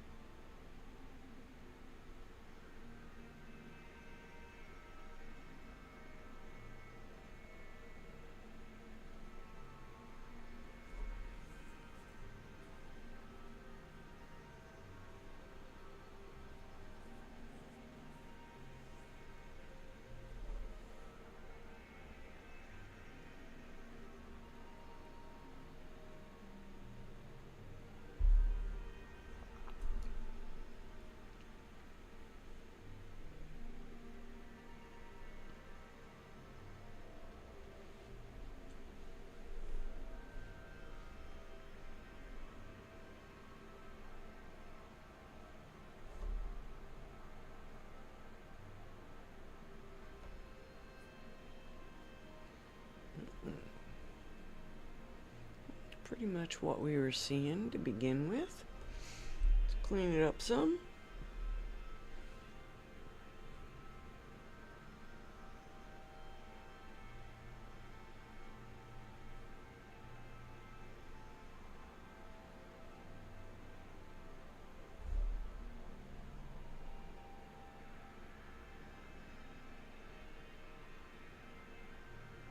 Wow, is that cleaned up?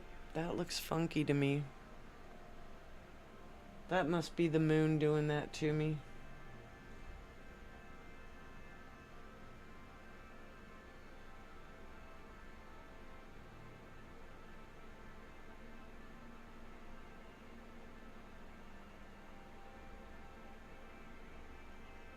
Ooh, that's still pretty.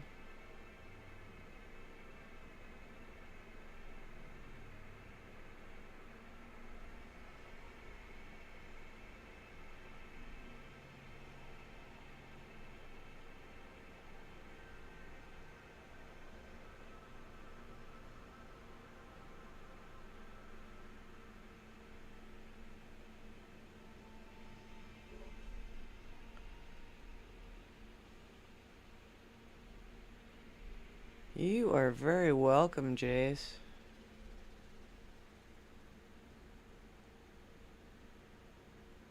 Oh, that turned out pretty nice. Pretty nice.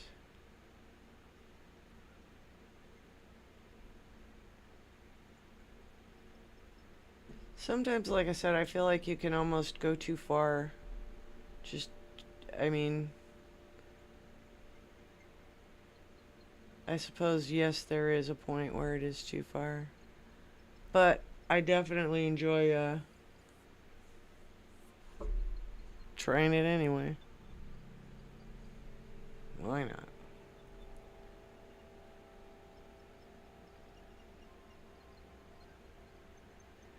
Alright, I'm gonna shut her down. I'm gonna bring it on in.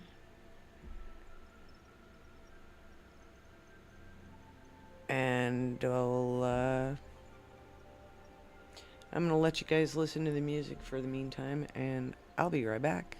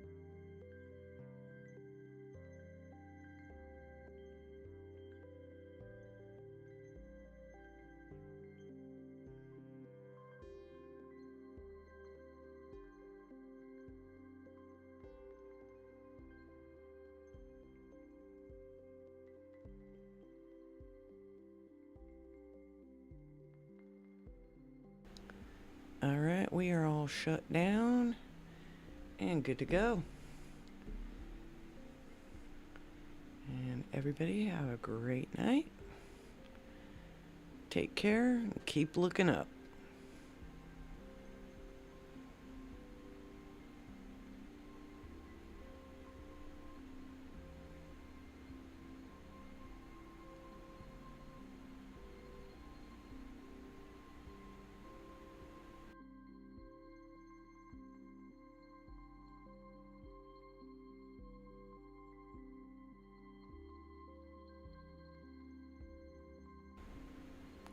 Good night or good day, everyone, and take care. Thanks for stopping in and looking at the stars. It's been fun.